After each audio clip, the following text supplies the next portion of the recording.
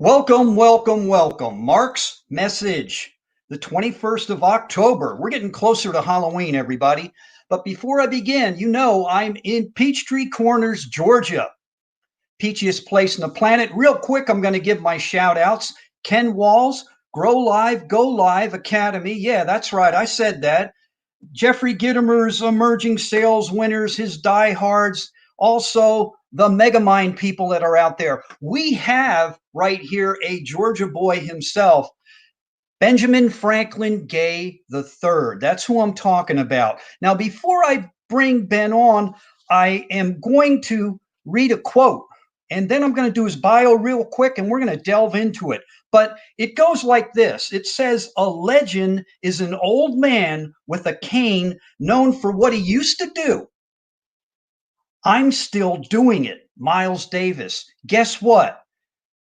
Benjamin Franklin Gay, Ben, is still doing it. And yes, he is a legend. With that said, Ben Gay has been called a living legend in the sales world. And after 50 plus years in professional selling, he's been the number one salesperson. We're going to find out about that in every organization which he's worked.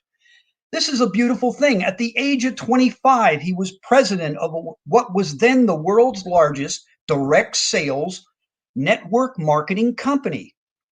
Having been personally trained by fellow sales legends, J. Douglas Edwards, Dr. Napoleon Hill, excuse me if I insert this, but I always call him this, Earl the Pearl Nightingale, William Patrick, Zig Ziglar, and many other giants.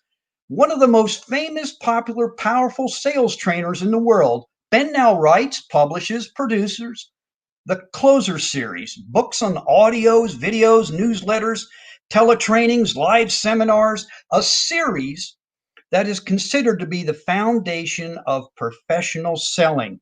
And Ben was the founder and is the current executive director of the National Association of Professional Salespeople.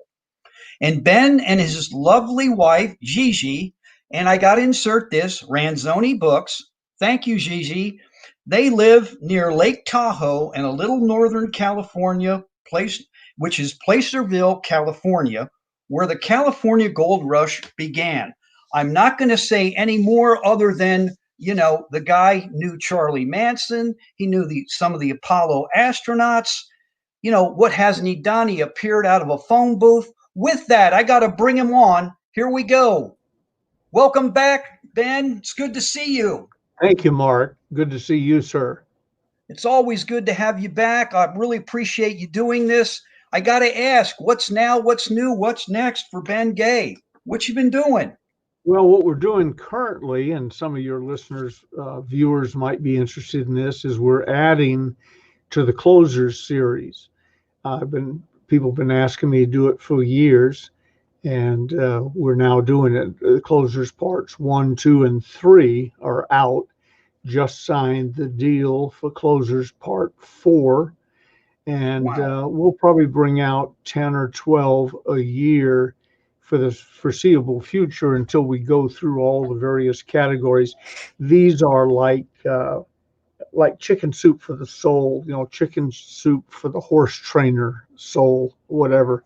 Gotcha. People who are competent in some particular industry of sales and marketing and or personal development, we want to add them to the series. It's sort of exciting because I frankly, people say, when are you going to write the next book? Well, I've written 24 books, about half of them under my name, about half of them ghostwritten, and for other people.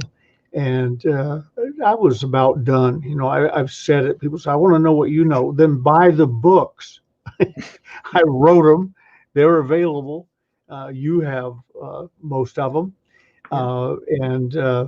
So I was pretty much done with the concept, but now I've got people coming on board who want to write about the closers for people that sell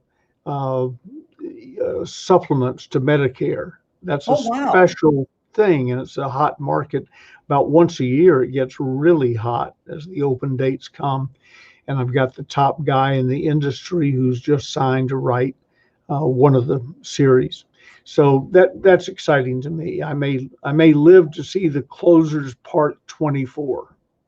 And if any of your people are interested in that or think they could contribute, tell them to email me, and I'll send them all the details of our co-author program. That's outstanding, Ben. Tremendous. You, that is really cool that you're doing that. And with that, I have to ask, since you're talking about Closers 1, 2, since you've hung around some very interesting, exciting people, fascinating people, can you tell me, like, when you dealt with Napoleon Hill, Zig Ziglar, Dr. Maltz, W. Clement Stone, Earl Nightingale? I call him Earl the Pearl because I really like that guy, former Marine, cool guy.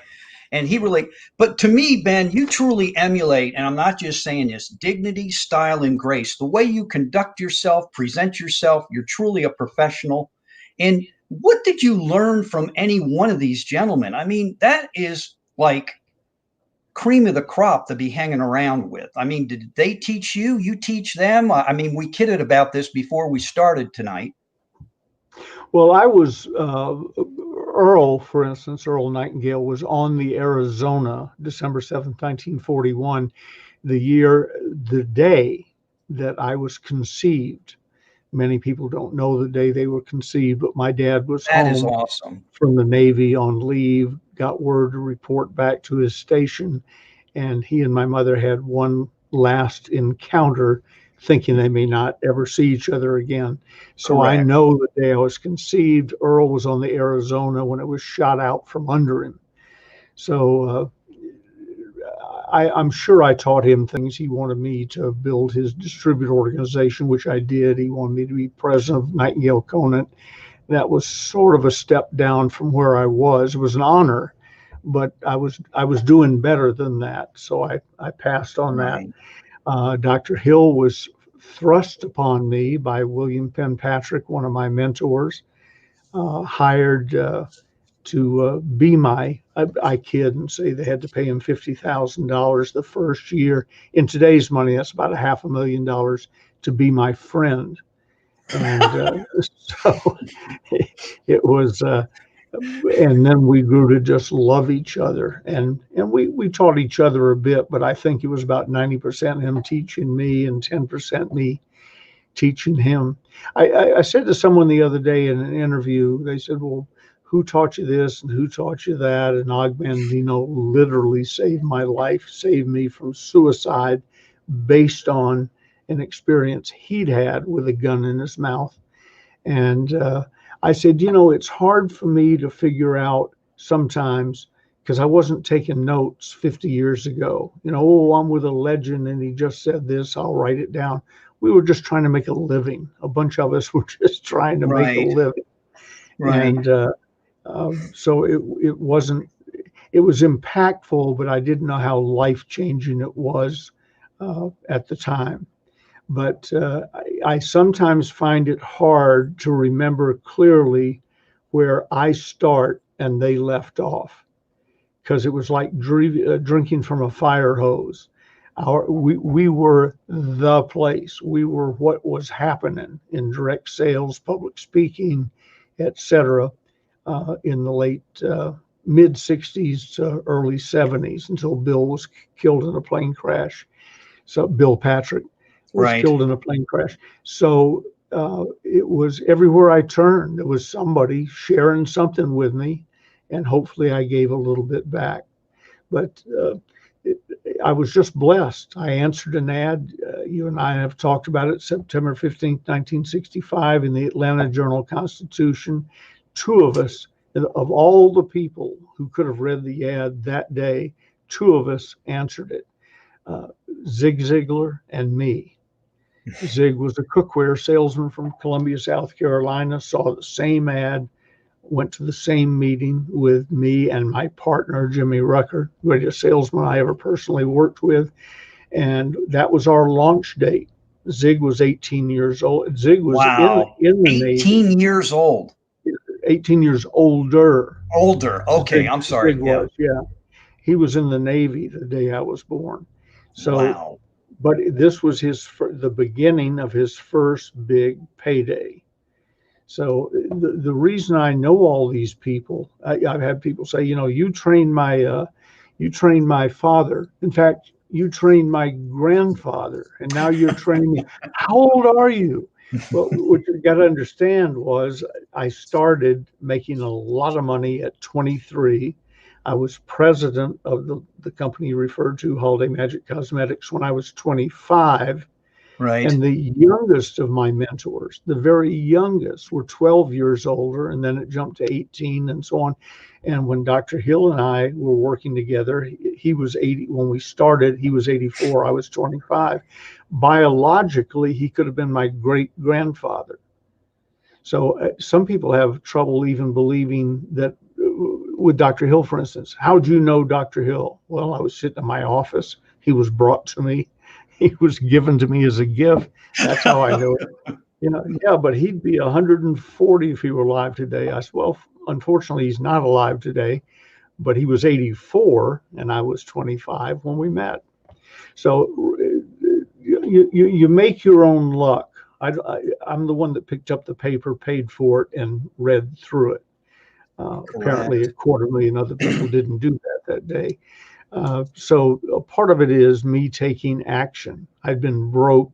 I was putting a wife through nursing school. I desperately needed a better situation. That's on me. But I answered the right ad. It was magical what happened to me starting that day.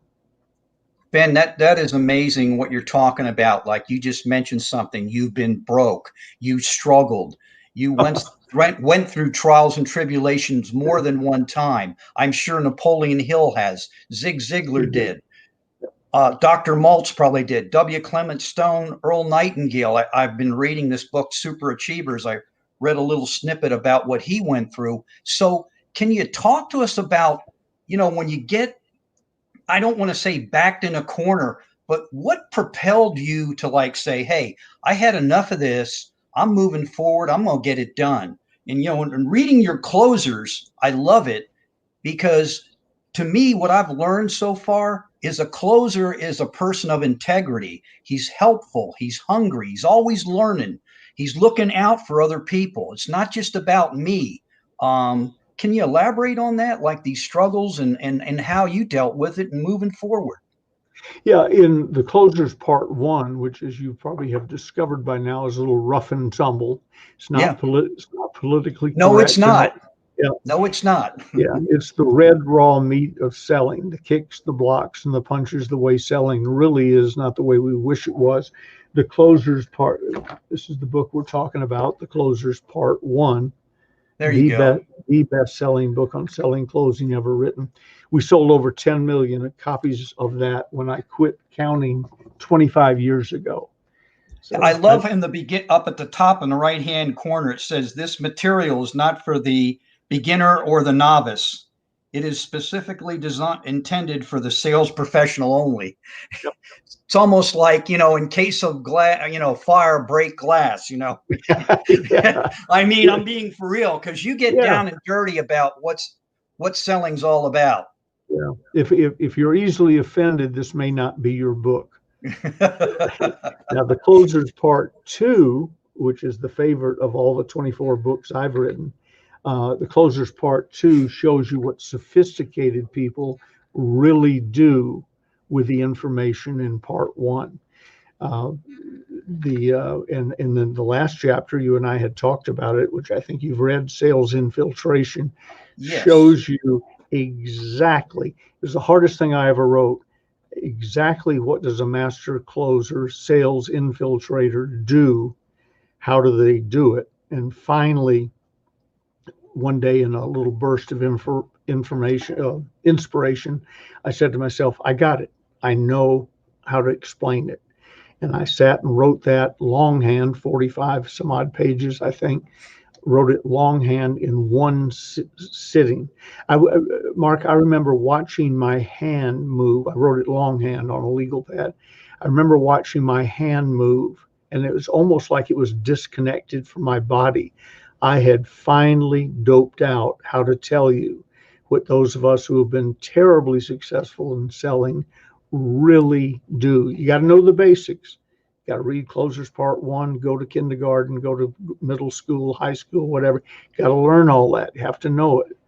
But when you're done, and now we're out on the battlefield, sales infiltration, last chapter, Closers Part 2 explains it. It's exactly, when I was writing it, I thought, I wish Jimmy Rucker, my partner and high school running buddy, I wish he were here with me, because what I'm really writing is what Jimmy did. It finally dawned on me. He was a better salesperson than I was, but I was a Right. better sales trainer. Jimmy couldn't tell you what he did. He just said, well, just do what I do. Well, we don't know what that is, Jimmy. Well, this day when I wrote that, I figured out what he did and wrote it down. Do you see what I put in front of you? You can't learn enough. You learn every day and you learn from everybody, no matter who they are or where they are. That's out of your book and Closers One. And that struck a chord with me. That's so simple, but that's you. That's There what was you a, you remember the poem Desiderata back in the Flower Children era, Oh, wow. the summer of love and so on.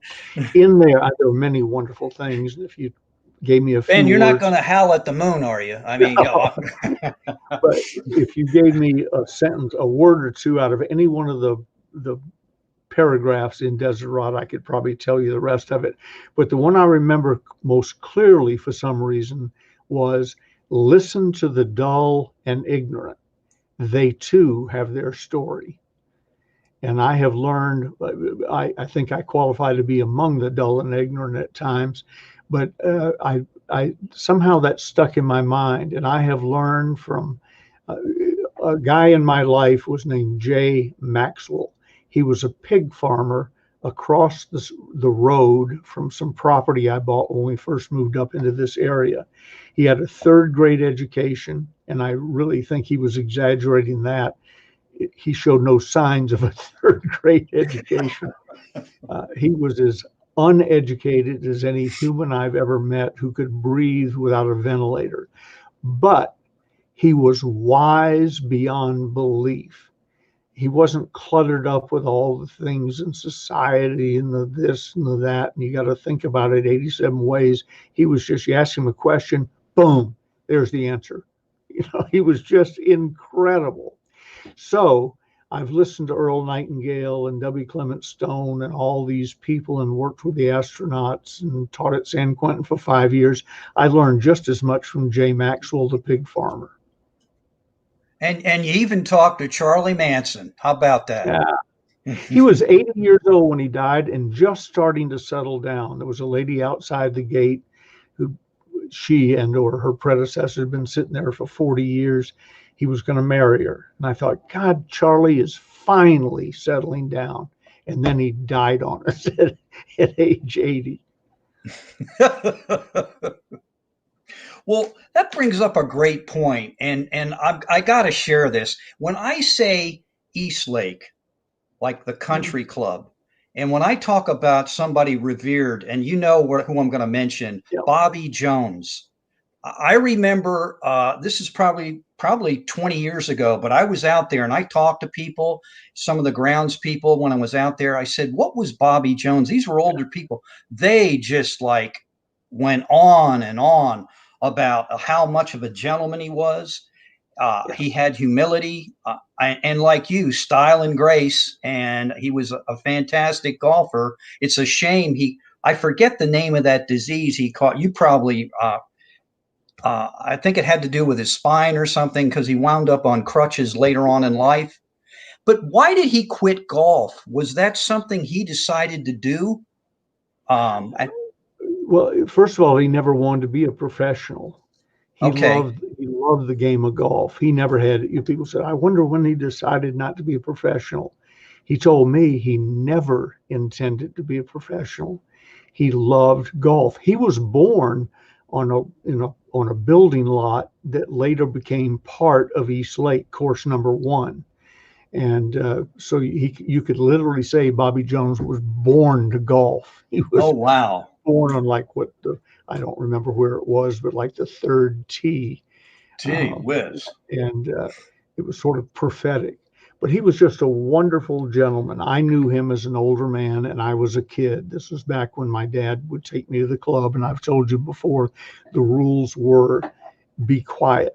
You're free to sit here and listen, take mental or written notes.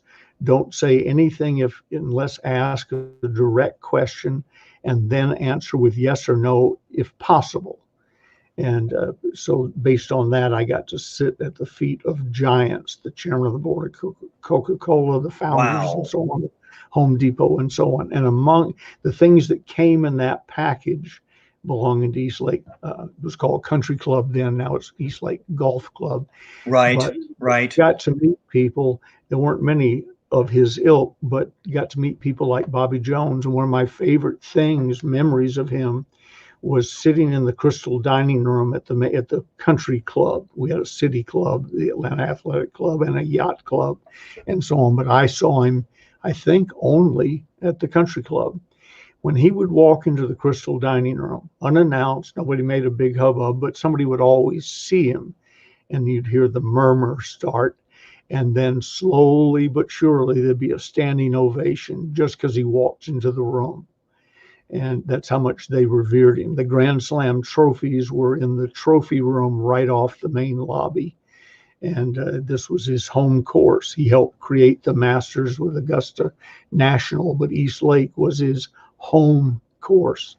And so he sent word out, I was told, he sent word out to management, I want that to stop. It's embarrassing. When I walk in, they applaud. So spread the word. If they do that again, I'm not coming back to East Lake. And so apparently they spread the word. I remember mom and dad talking about it. And then, as I heard the story, the next time he walked in, there was the murmuring. And then slowly but surely they stood and applauded. And Bobby, I call him Mr. Jones, but Bobby Jones just bowed his head and shook it and went and sat down. He gave up. They revered the man. Let me tell you a quick story about Bobby Jones, one of my favorites. I didn't know him then, whatever. He was in a golf tournament, and he was probably going to win by a stroke or two. He hit a ball into the rough. He went down, came up, wrote down his score. I'm making up numbers. Let's say everybody thought it was a 5. He wrote down 6 or 4 to 5 or whatever. And he lost the tournament by a stroke. And people said, you wrote the wrong number on the card. Well, that alone can cost you a tournament, as several people have discovered over the years. But he said, no, I didn't write it down wrong. When I was down there in the rough, I touched my club to the ground right next to the ball. Well, that's a stroke. But no one on earth, except for Bobby Jones and God, knew that he had grounded his club in the rough. No one knew.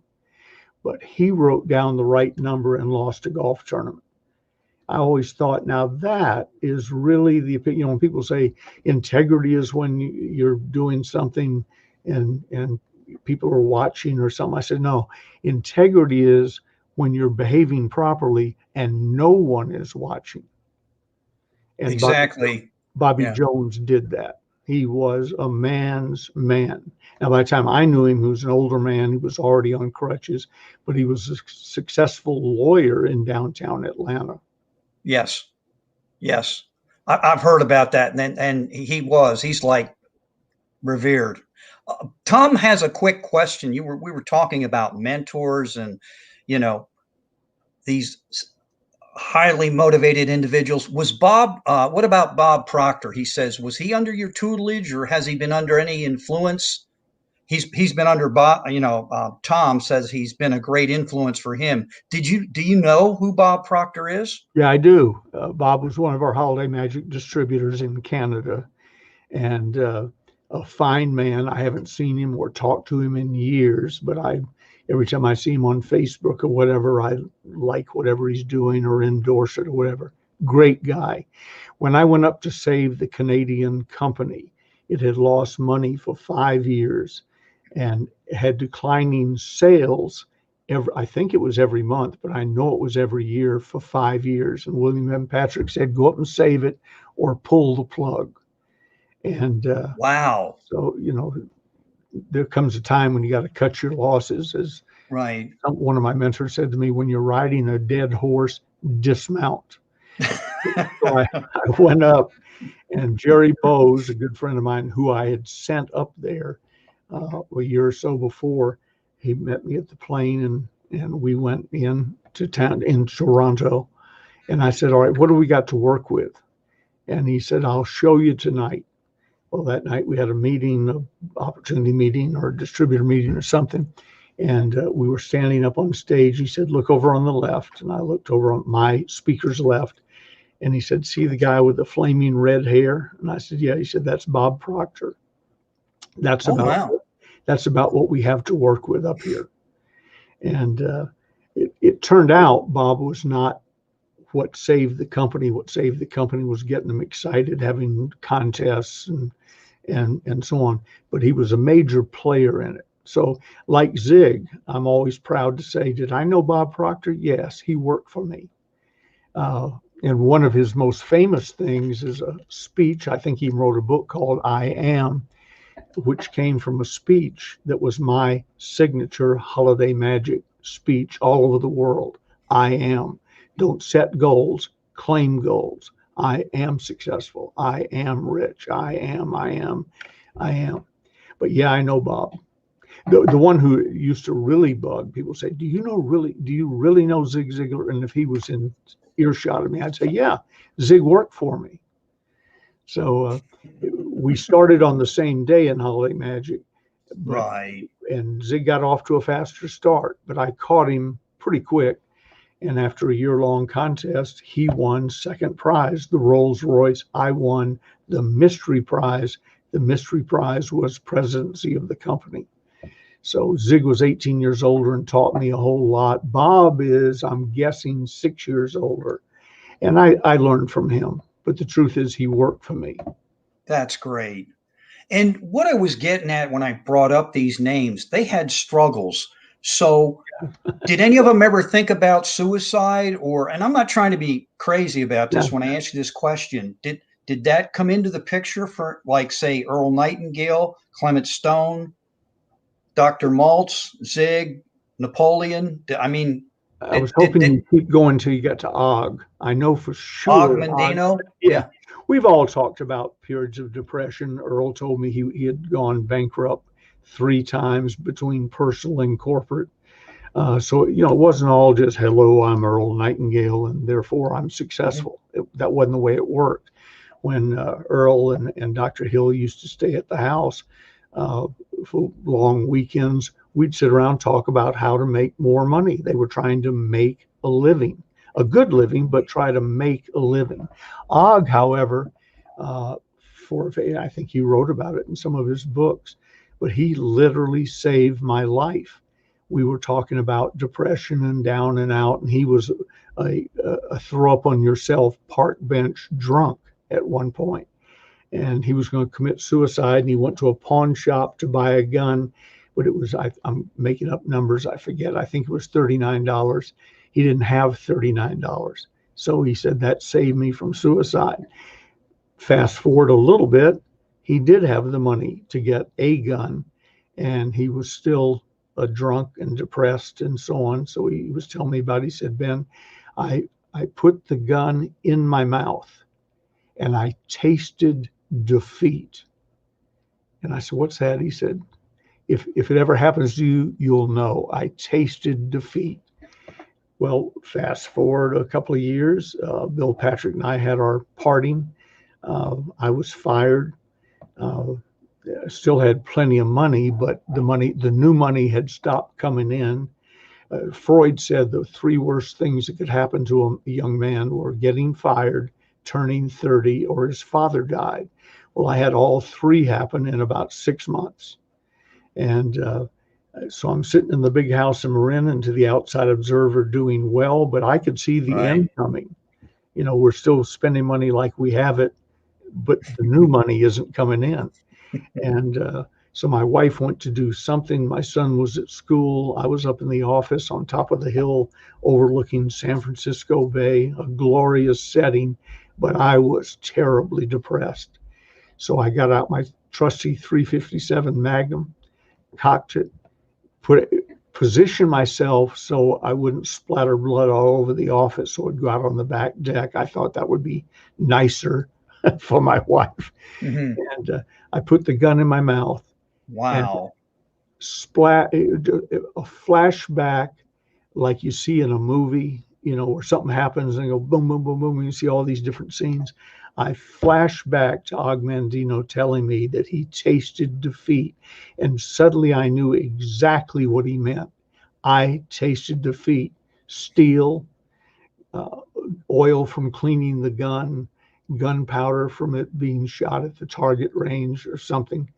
And there was that taste, and suddenly Og said, "You'll know it if you ever taste it." I tasted it, and Og said, "I decided I wouldn't be defeated. I put down the gun and went and became Og Mandino. I put down the gun and went back to being Bengay." Right. That's a tremendous story, and I'm glad. Thank you so much for sharing with us your personal story there. We all go through trials and tribulations. We lose a job, we lose money. It's been way up here, and you probably now look back at this stuff, Ben, and you probably chuckle. I mean, inside, like I've been through that. Okay, so lack of money. Okay, other than that, what's holding you back? You know what I'm saying? Yep. Like all these little idiosyncrasies. I call we play these mind games and we fake ourselves out, like why we're not doing things, and that's one thing in the closers. It gets to the nitty gritty, and you got to look yourself in the mirror, and what I say, excuse me ladies, but man up and say, hey, I'm not doing it, I'm not cutting it, I'm not doing enough. And I know my sons tease me, and there is no way me compared to you or other people, I don't do enough. I'm working on it, I'm trying to develop more, but I don't compare myself. It's just I know I can be doing more. And Sure. how do you keep that in sync with, like, you're married, you had a family, I know you're older, but how do you keep things in perspective? Wisdom, which comes with age, I've found. Intelligence is knowing that a tomato is a fruit. Wisdom is not putting it in a fruit salad. Uh, so over the years, I've developed a little wisdom because this ain't my first rodeo. The plague we're going through now, not my first time. I think it's my third time. And I've read about the others. I'm a student of history. So I know how this comes out. We'll all be fine. We had an economic downturn. So did my parents in the Depression. It all works out Exactly. in the several recessions in the middle, some of which I personally participated in. It all works out. So I know how this turns out, and that calms me. You just reminded me of a story. Jimmy Rucker, my running buddy, and I were fishing one day, and we used to love to go sport fishing, off Florida and so on. Right. And he hooked. We're sitting on the back smoking cigars because we thought that was cool, smoking cigars and sipping beer, and a fish hit Rucker's line. And because the fishing boats make a living on being popular, for if you go with Captain Bob, you get fish. That's how they build their reputation. So soon as the fish hit, all heck broke loose on the boat. People running around and screaming and picking up their gaffs and so on. It was, I don't know what it was, but it's a pretty good sized fish jumping up in the air and all. And just bedlam on the boat. And I looked over at Rucker. I was sitting next to him in the seat on the other side on the stern.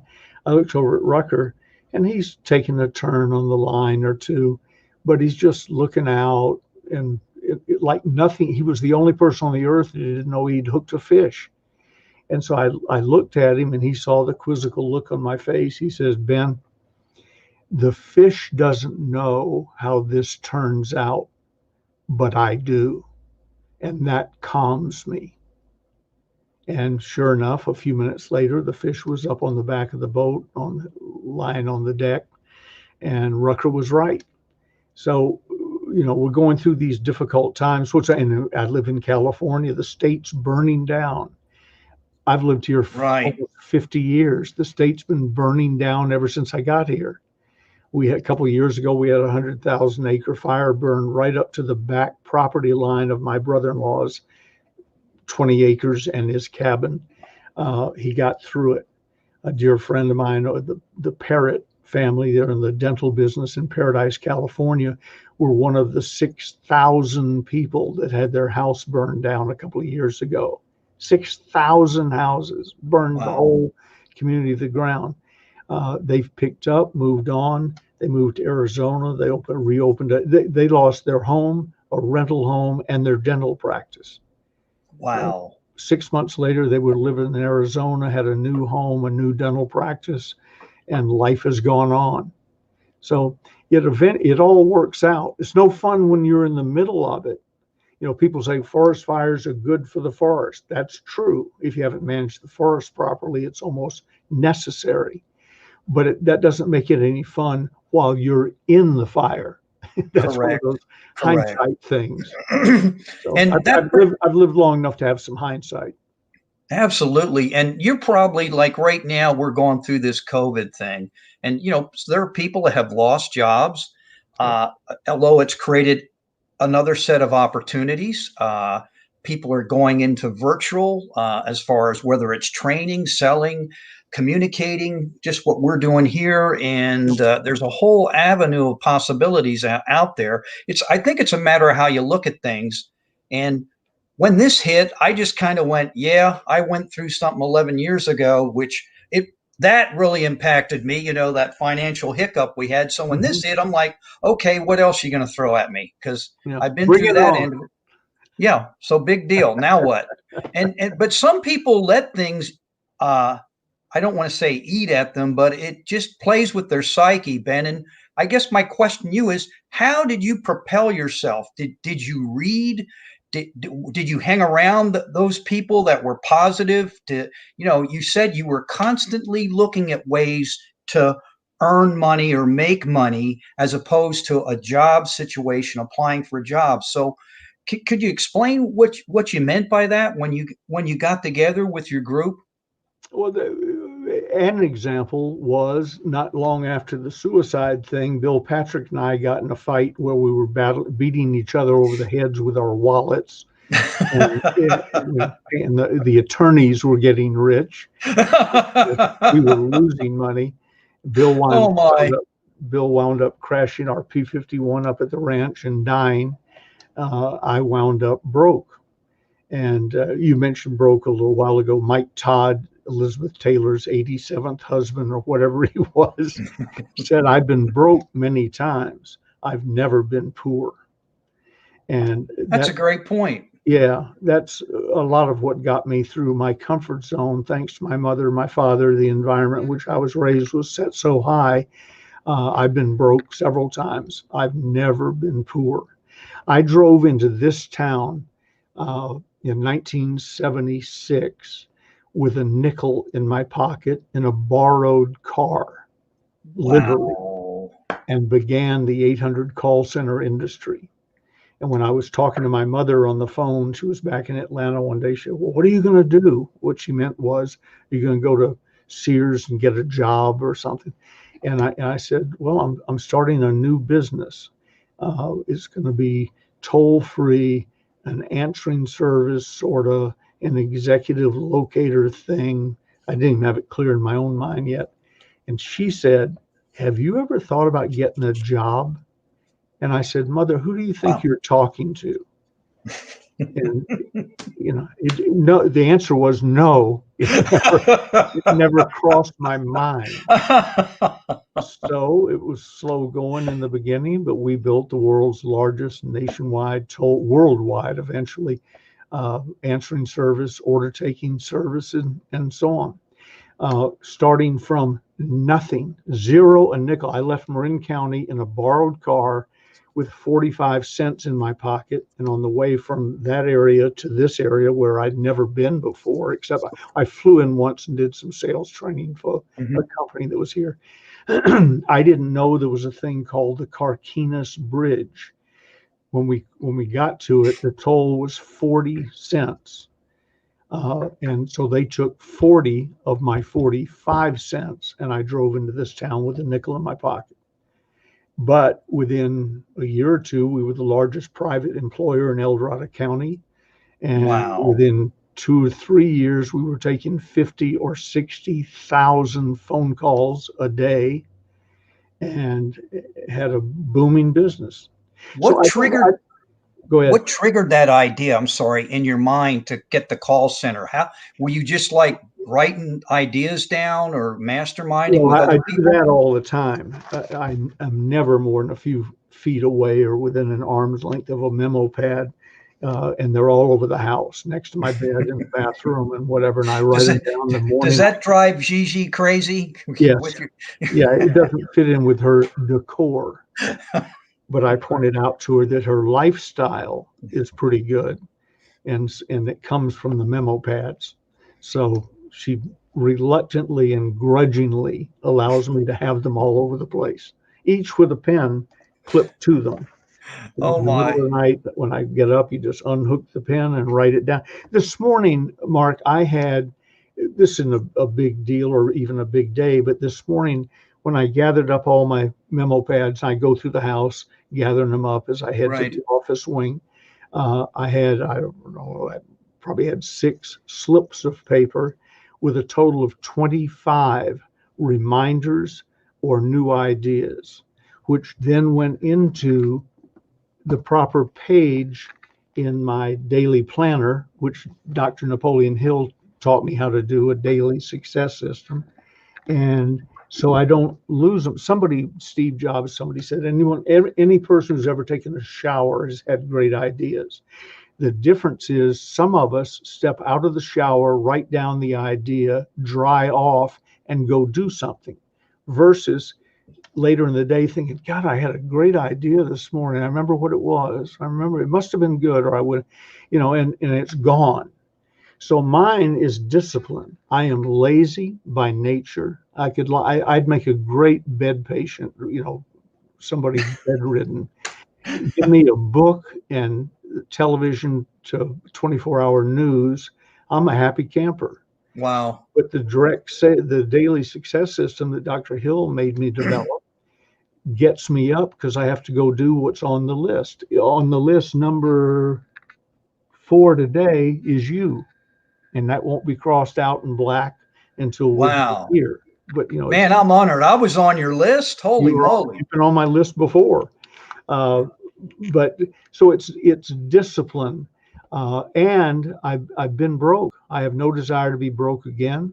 I'll never be poor, but I have no desire to be broke again. So I do those things that prevent me from being broke. Tom just wrote, everyone takes notes. Success leaves clues. Absolutely. Everyone does not take notes, Tom. That's the problem. But success does leave clues. Yes. So that's a great point. You were broke. And, I talked to my dad, before he passed. He lived to be 95, but I did talk to him. What was it like to go through the Depression? Mhm. And the reason he was, when you go through something like that, very dramatic, it leaves a very distinct impression. He didn't ask to go into World War II, but when he came out, I mean, the guy worked himself into management of Bethlehem Steel, retired as sergeant major of the Army. There's Well, just something about that greatest generation, but they had goals, they had ambition, they had drive. And my dad constantly said, you can always do more. Don't tell me what you can't do. Show yeah, me what you can do. yeah. And it sounds like that's what you implemented for yourself, and you just ran with it. My dad was somewhat older, born in 1911, so he Right. went through everything you're talking about. My mom was born in 1919. The day she was born, a female, she couldn't have voted. Right. But the Depression really affected her. Her dad, Judge Jeremiah Mahoney, was a big deal in Massachusetts. and a founder of Manufacturers Hanover Trust Bank, and they were set. Everything was good. Uh, Although he had polio and was on crutches, he had the first or second hand-driven car in the United States where Wow. he could drive it and so on. And then the Depression hit, and he was an honorable man. He took what money they had and put it into the coffers of Manufacturers Hanover's Trust Bank so that it would ease the burden of some of the depositors. He didn't have enough money to do it, but he was trying to save the depositors. So my mother went from wealthy, she was, young, but still she was 10 when the Depression hit. They went from wealthy to flat broke, and Judge Mahoney died. So she was the one. My father was a food broker. When I was growing up, the basement of our home was filled with samples. We could have lived in Wow. that house without going to the grocery store. It might have curtailed what we ate, but we could have eaten in that house for 20 years without going to the store. But my mother, and we had a salad dressing account that had like 20 flavors of salad dressings up in the refrigerator that we lived out of. Once the salad dressing bottle was opened, it was turned upside down in the refrigerator so that it would drain and you could get the last drop out. Drum. And if you go to my refrigerator in our house tonight, the salad dressing bottles are upside down. So Oh my goodness. my point, yeah, and I wasn't born until 1942, but she was scarred, and it was passed on to me as just the way you live. And when I would tell my mother about my problems, she'd listen intently. She looked sort of like and sounded exactly like Katharine Hepburn, New England, stoic, Mm-hmm. and she'd say, well, that's interesting. Pull yourself up by your bootstraps and march on. And Wow. that was how much sympathy Wow. you got. And I'm not saying people say, "Oh, I'm so sorry your mother was like that." I said, "Sorry, it's what made me." I was whining to my father one day about so and so thinks this about me or said this, and he said, I quote it frequently on Facebook.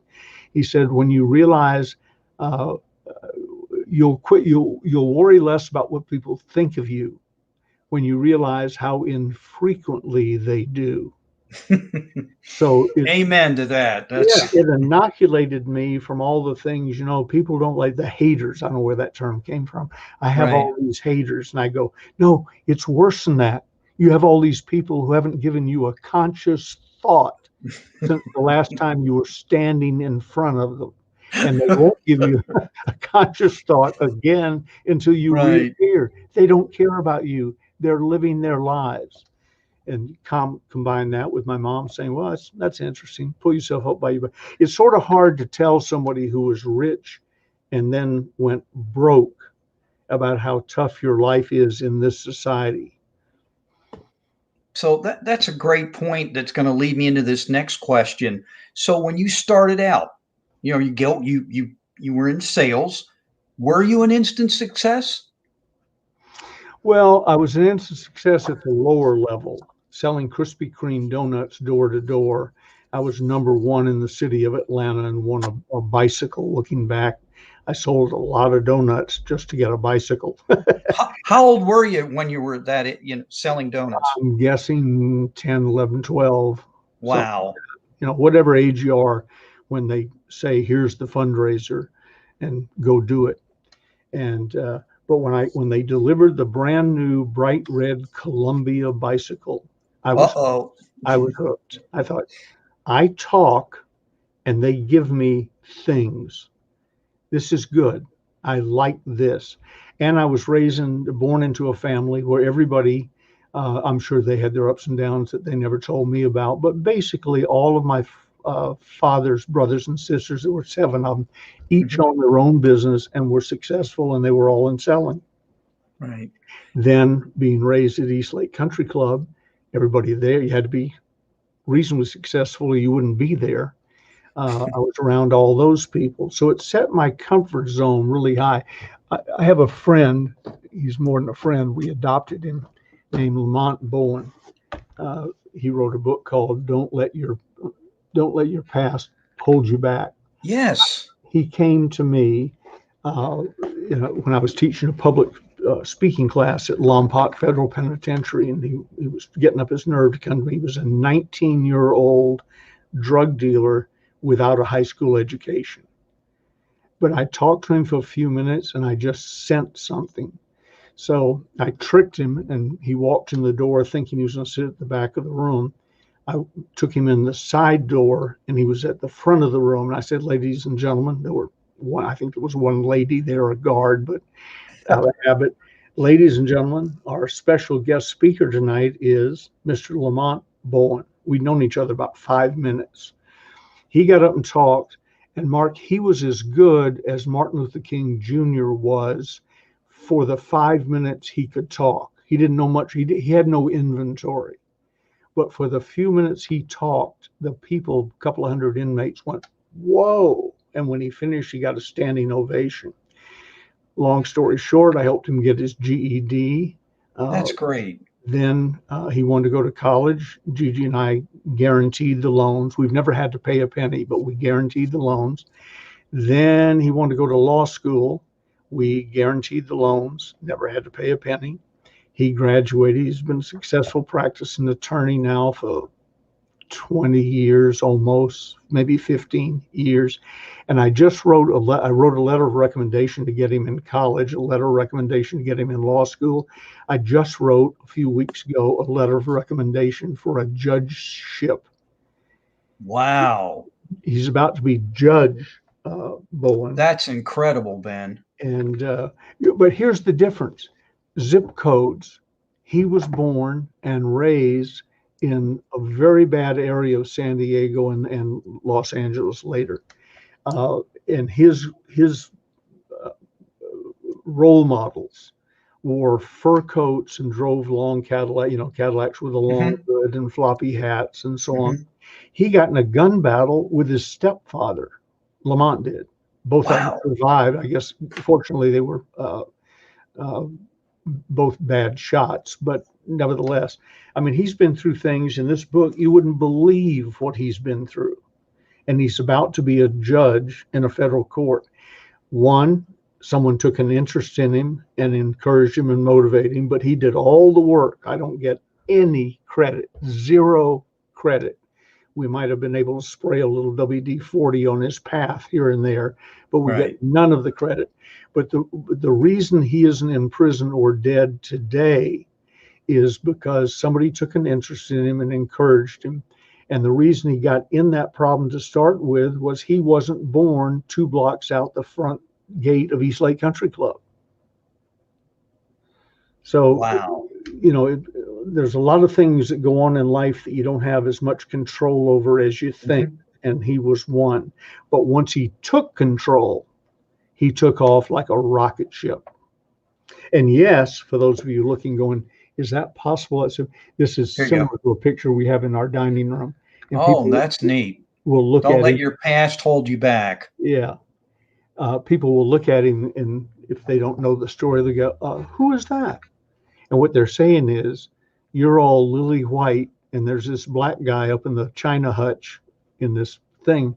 Who is that?" "That's our son." No, the one on the left." I said, "No, that's our son." Yeah. Like I said, the one on the left is us, and he's far better educated than I am. I have a high school education.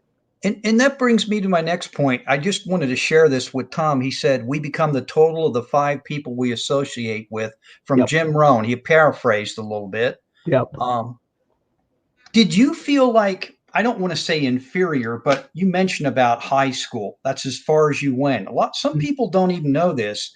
And, some people, have their doctorate, and masters, whatever, went to college. Did you feel inhibited, like when you started getting into the sales game and the profession? I don't want to call it a game, but that profession. Did you feel like, hey, I'm not good enough for this? Did that ever enter into your mind, Ben? No. In fact, I thought I was too good for it because I got into Georgia State College, I think it was then. Right. Georgia State University now. And I was elected president of my freshman class. mainly because of my name, Ben Gay. We put on an elaborate campaign, and I won 95% of the vote. Nobody knew who I was. Uh, so, but unfortunately, the inauguration was held 3 weeks after the election, and by then I dropped out of college, so Really? I never got sworn in. So I was the president, sorta, but not serving. Whatever you Gotcha. do, whatever What? whatever you do if you're president. So no, I looked around and thought I can do better than this. I had a friend, a fraternity brother, sitting next to me in a math class. He was a bookie, and when a math problem came up, he admitted he wasn't very good at math. He would spread out several $1,000s on the desk in front of him and solve the problem by doling out money. You know, if you had $1,000 and you spent 750 and this happened and that happened, and then he'd get down to the last pile, total it up. He said, here's the answer. He did it with money. Uh, Wow. so, but carrying on with your thing, as I moved up the ranks, there were times people say, were you ever unsure of yourself? I used to sit in my big office in San Rafael, California, Marin County, where I ran the Holiday Magic Empire from. And I would look, my desk was a big conference table, sat, I don't know, 10, 12 people. And I sat in the middle of it. And I would look across the desk over to the door through which visitors came and through which William Penpatrick came from time to time. Wow. And I would look over at the door and think to myself, it's just a matter of time till that door flies open and somebody says, what are you doing here? You're not qualified for this job. That did cross my mind. And Really? it didn't keep me awake at night, but I was acutely aware of the fact that virtually everyone who worked for me had as good or better an education.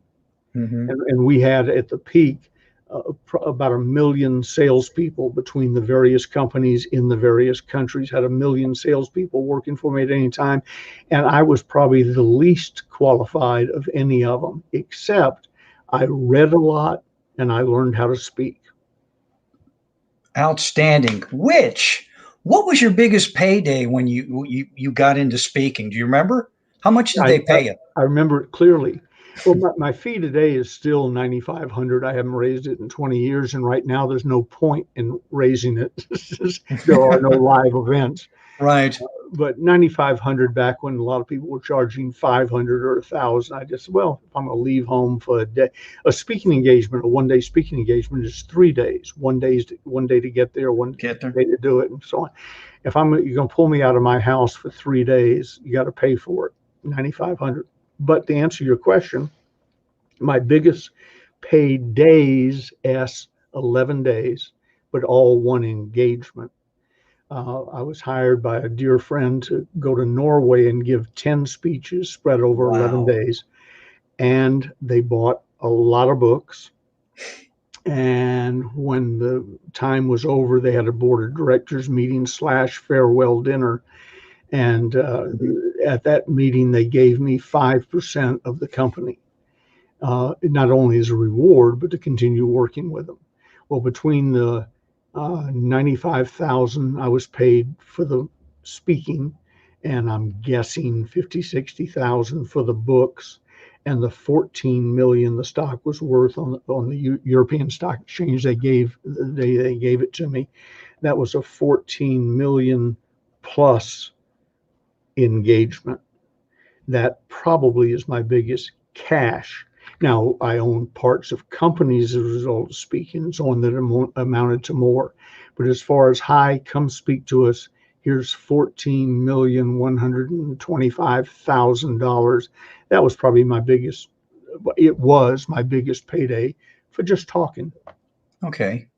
Well, can you tell us what your worst moment on stage was? Like, do you remember? Well, I've had many, but the most famous one people in the speaking industry know was the first time I flew up from Atlanta. I was the young wonder boy in Atlanta, and they asked me to go to New York and speak at they said a larger event. Well, the biggest group I ever spoke to in Atlanta was probably 3, 4, maybe 500 people.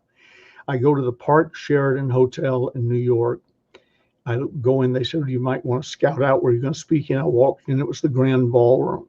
I said, my God, how many does this place seat? And they said, 5,000. And I said, I've given speeches to much bigger groups since, but that was my first 5,000 when it was the first time, other than the very first time I spoke, that I choked up. But the guy who was going to introduce me, Ern Westmore, the Dean of Hollywood Makeup Artists, took me to lunch that day. He said he wanted to meet me, and we spent some time talking together.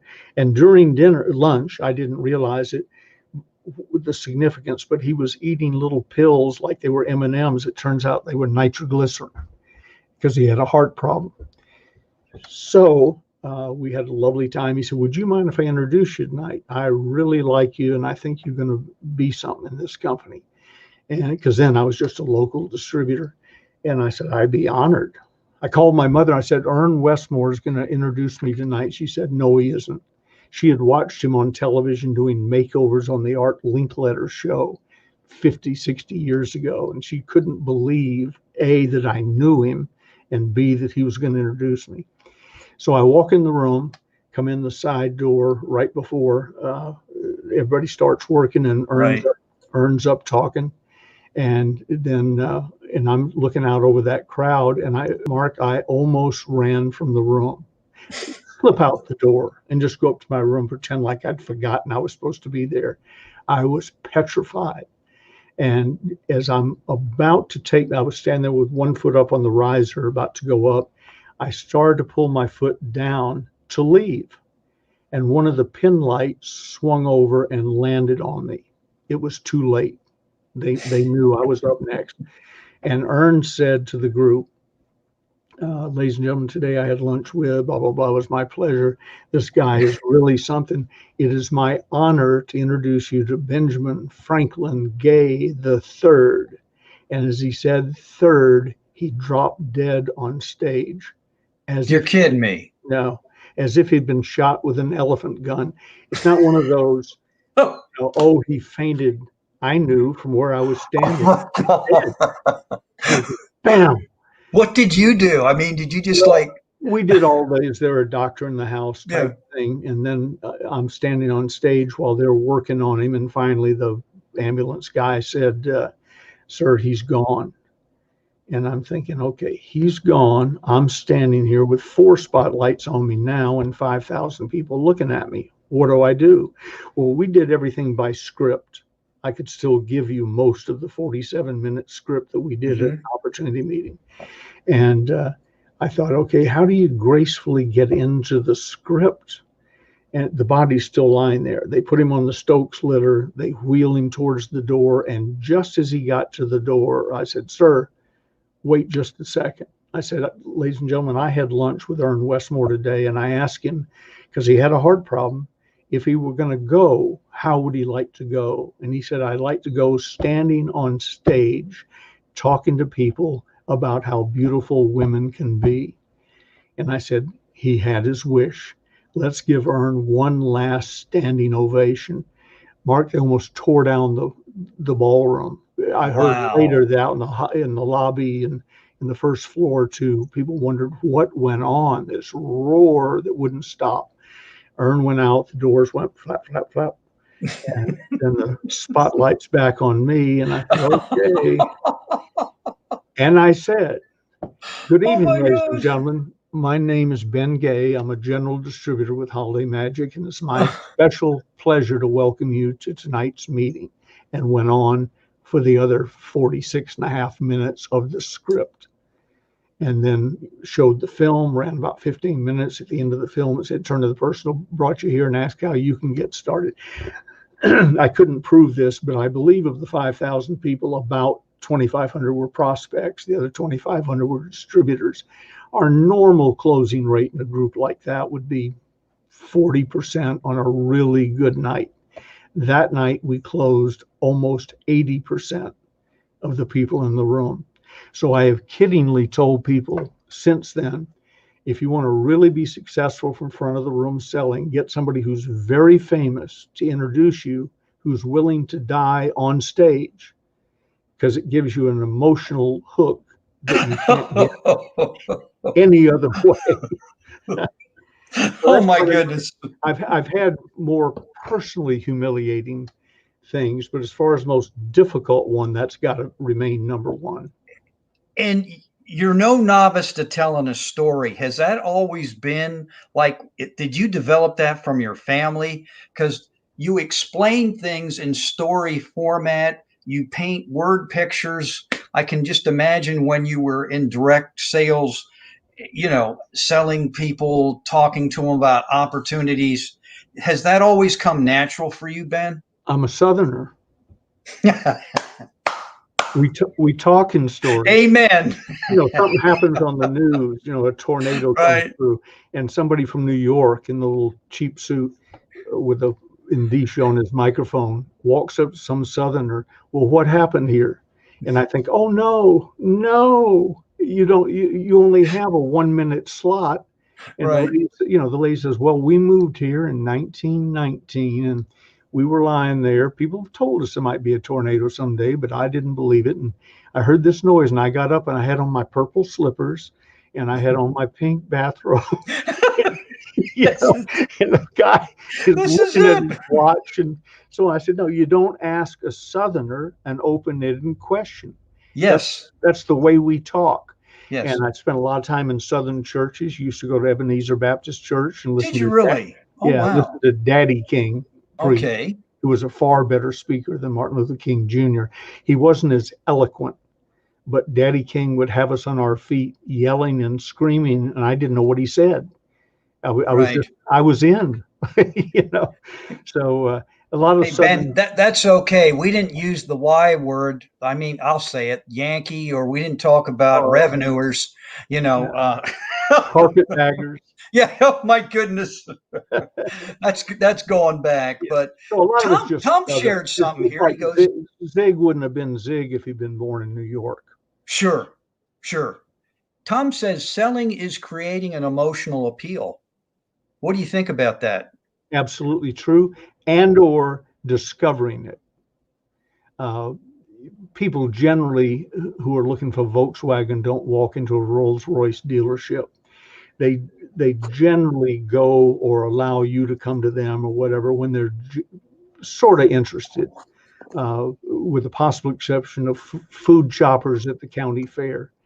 The rest of us, they either have an emotional need or desire, or we help them uncover it, or we just get them to talk and they'll tell you. If you ask people questions, it was said of Nelson Mandela that his real secret was not speaking or sitting in prison for 20 years. It was that he was a dynamic listener. And I've tried to do that. Sometimes I'm not very good at it. I'll stare at somebody listening to them, and there'll be that awkward moment when they go, am I bothering you? I said, no, I'm doing something you don't see very often. I'm listening. And And you mentioned this in the book. I'm going to digress, but you talked about in closers not being assumptive, like, oh, this guy can't afford this, or the way they're dressed, yeah, or I remember when my dad purchased his last car, it was with cash because he saved enough money where he hit that $1 million mark in life. And I just kind of chuckled. And he said, hey, I want to be done with you today. And tax, title, all that other fun stuff. And I'll pay you. And here's a check and leave me alone. And it was funny because they probably looked at my dad because he was like in his 80s. Oh, this guy ain't going to buy nothing. yeah, How to all of us that whether you're in fundraising, sales, whatever the case may be, sometimes we do that. We assume just by sure. looking at somebody, and that is so wrong. And sometimes we don't mean to, but you don't know. And No, I've learned the hard way, and now I don't assume anything. It's like, hey, if you're interested, let's talk about it because you never know. a friend of mine, being raised in the South, and in my first selling job for a company was Macy's. I learned rather quickly that because they have on overalls and maybe a little dirt on their shoes and so on, they can still buy $5,000 worth of cameras with cash. And So I got out of the business. I pre-qualify. I ask questions. I listen, but I don't prejudge. We have an acquaintance of mine. Gigi knows her. I've only met her a couple of times, but she was standing outside of a restaurant here, and came out, and there was a guy standing there, overalls on, and she said, "Hi, how are you doing?" He said, "Have you eaten today?" And he says, "Well, not yet." He thought they were just conversing. She was seeing how much he needed. So she took $5 and stuffed it in his pocket. He said, "No, no, no, I don't need." She says, "Don't be proud," and gave him a hug and got in the car. Gigi's brother was there, and he was in hysterics. He says, "Does she know who he is?" Well, he's one of the old El Dorado County families. He has millions of dollars and thousands of acres. But because he was in overalls, she gave him $5 so he could eat. Oh my goodness.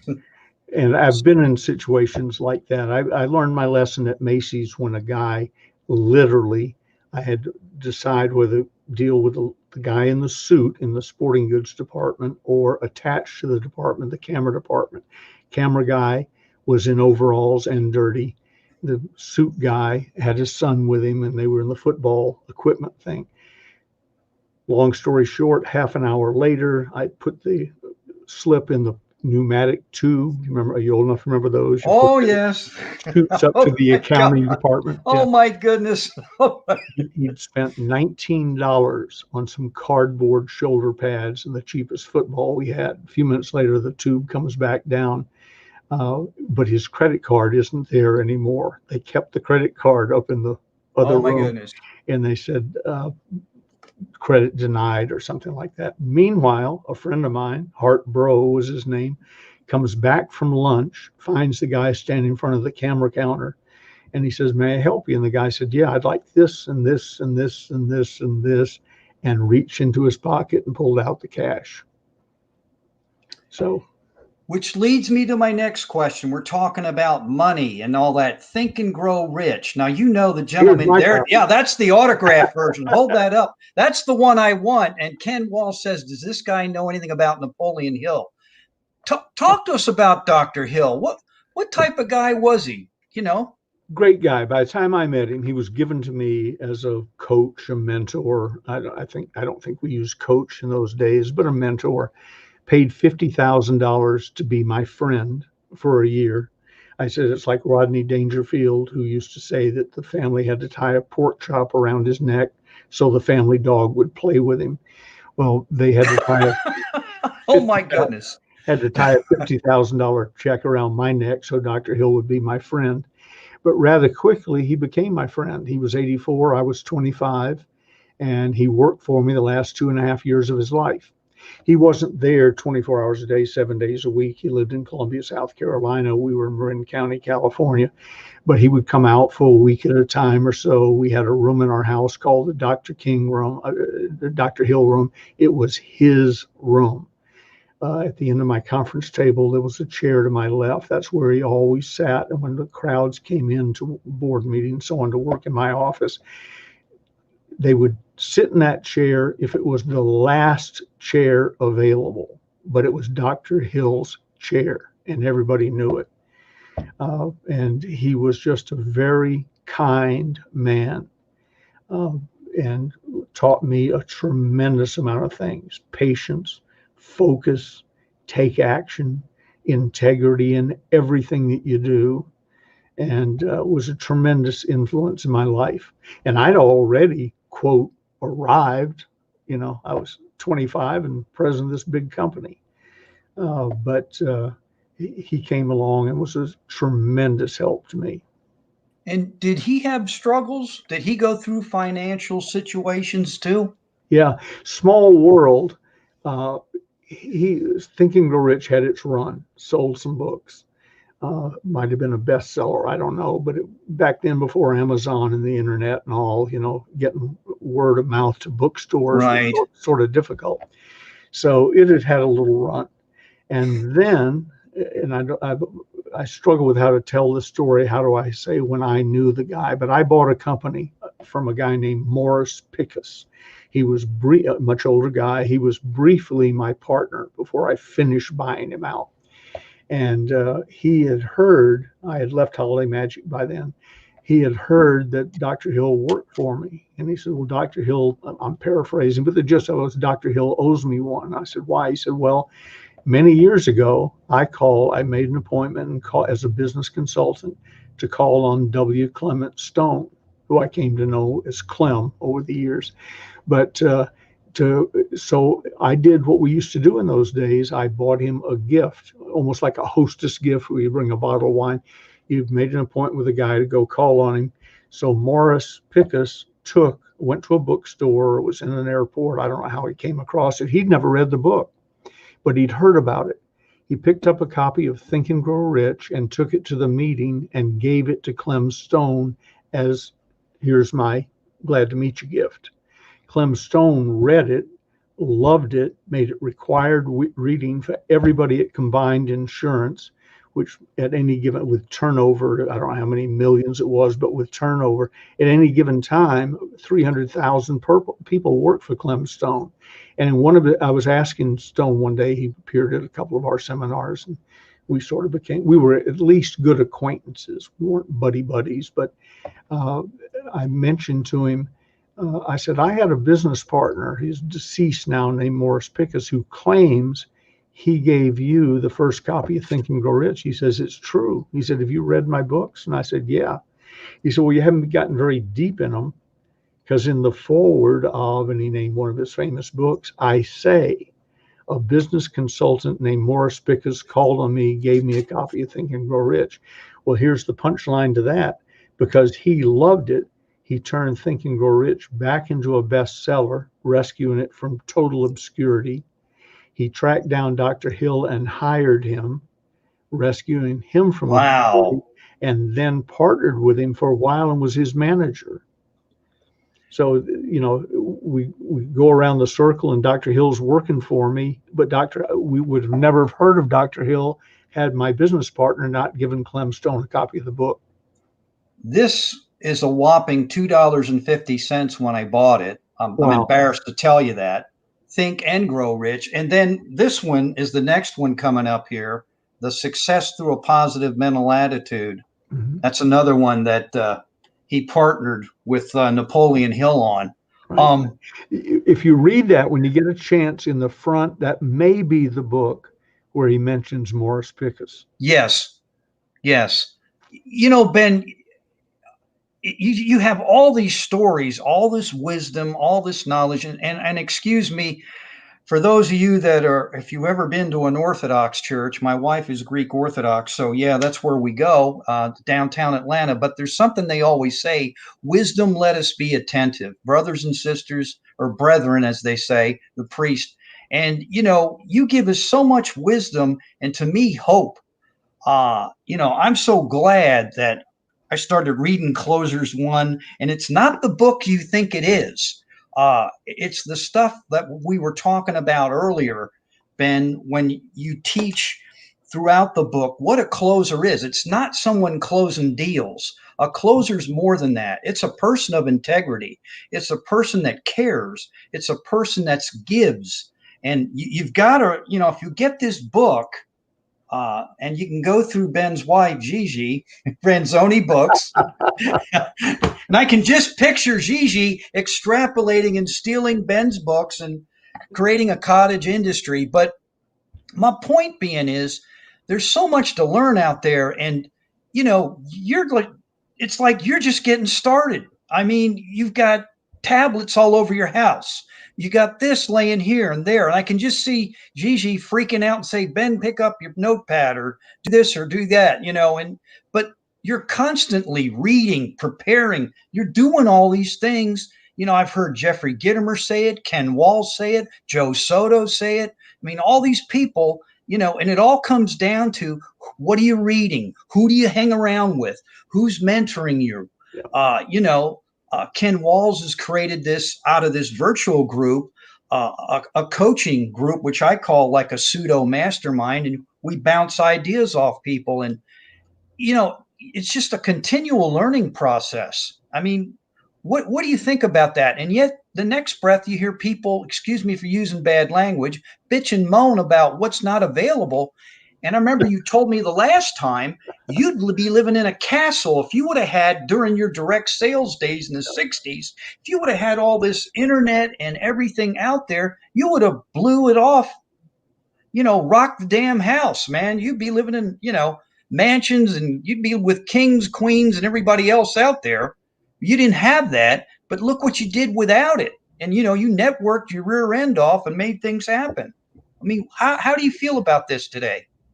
I envy the young people who grew up with this. Uh, I didn't, and it took me a while to catch on to it. I used to call email CB radio with typing. It just, it, I like that. yeah, that's cute, but what's next? I was doing a seminar for 20,000 people in Orlando when the sponsor said, and they'd handed out my business cards. We brought 20 or 30,000 copies of my business card. He said, your business cards don't have an email address on them. I said, why would they? It's got my phone number, it's got my mailing address. And so I said, no, we have to talk. And after the meeting, we went out and had dinner. And he said, I know that, and I wasn't that old then, this is 25 years ago, Right. but it didn't mean anything to me because I made lots and lots of money without any of that. The term I use, and I'm sure I used with you, was if we'd had all this, I would be the benevolent dictator of the world. Mark, we were taking in $1 million a day in 1967 Oh dollars, my goodness. which is about A three million a day. a day, Wow. which is about 3.5 billion today, without computers, without cell phones, without anything other than get in your car and drive and see somebody face to face and invite them to the meeting. And then if you're smart, you went and picked them up because they would flake out at the last minute. I've stood on many a doorstep and they go, oh, I forgot. Don't worry, I'll wait. They answered the door in their bathrobe, and then drive them back downtown in those days in Atlanta to the Georgian Terrace Hotel and put on an opportunity meeting for them. That's how we took in $1 million a day with lots of people doing that. I can reach more. I probably reach more people. This is my 4th webinar today. I probably reach more people today. And I don't mean just today, but when they watch the video, 6 months Sure. from now, a year from now, and so on, than I did in my career of giving 5,000 paid appearances to over 2.5 million people over my career today. Wow. And if I want to get a message out, I'm a pretty good writer, tap, tap, tap, enter, boom, thousands of people know about it. I know that is not normal to the rest of you folks today. It wasn't normal when I was building that huge company and helping other people build their huge companies. We had a computer at Holiday Magic. We leased it for $40,000 a month, an IBM 360 twin disk drive. I don't know what that means, but I remember it because I was so impressed with how much we had to pay for it. And we had people in the room in white coats in a hermetically sealed room, punching cards and running around. That computer, and all it did was add up how much we owed you and cut a paycheck for you. That computer had less power than this cell phone has. Wow. When I worked with the astronauts, Apollo 15, 16, 17, that big control room we've all seen with all the people sitting around had less firepower, grand total, than my desktop computer that I'm sitting in front of now. And we put 12 men on the moon. That's incredible. Yeah, That is it totally. really is. So, people say, I don't know where to start. What are you talking about? Pick up the manual of the company you're working with and do exactly what they told you to do. Right. And here's the thing, Ben. Tom again brought up a great question. I know Ken Walls is talking about different revenue streams. Everybody I hear talk about multiple revenue streams. not just relying on one business or a job, whatever the case may be. But Tom asks a question here. What would you say to those that are looking into networking or direct sales companies today? What do you think about that? Do you think they're Well, good? I was making $100 a week when I answered that little ad, and And tell them you came out of a phone booth. This guy was like Superman. yeah. And if you don't know what a phone booth is, I can't help you. But Aluminum box, phone inside, into which you inserted coins. Uh, right. But but what do you I think answer your, about direct sales and network marketing today? I think, well, it depends on who you're with. There were Holiday Magic. We figured at one point we had 125 spin-off companies, people who worked for us and decided, they could do a better job or they wanted to own it or whatever, and they spun off. A few made it. Mary Kay was one. Glenn Turner with Dare to Be Great. Coscott was one for a while. For a while he was huge. And numerous others in the human development field, LifeSpring, the Forum, they all came from Holiday Magic and our companies. So, but most of them failed. So I would say today, if you're looking at a network marketing company, look long and hard, not just the meeting, which is exciting and we're all going to be rich without working. That isn't true. Look long and hard at the company. Make sure it's been there a little while. The one that started yesterday may be great, but I'd bet on the one that started 5 years ago. And I would check with some of their top people and so on. And don't think yourself to death. But if I hadn't joined Holiday Magic, I wouldn't have had that $14 million payday. I wouldn't have traveled Right. all over the world. I wouldn't have met kings and queens and princes and presidents and so on. That all came from answering a little bitty ad in the Atlanta Journal-Constitution. Said, if you know anything about marketing plans, want to make more money, dial this number. Didn't know what a marketing plan was, but I desperately needed to make more money. I was making $100 a week. You have to adjust that for inflation. This 1965, but I was making $100 a week working for my father, and I was supposed to be putting a wife through nursing school. Network marketing saved my rear end and has saved the rear ends of hundreds of thousands of people I've known. But that general knowledge won't inoculate you to the liars, cheats, and thieves around. When I was Correct. running that, there was Amway, Shackley, us, Mhm.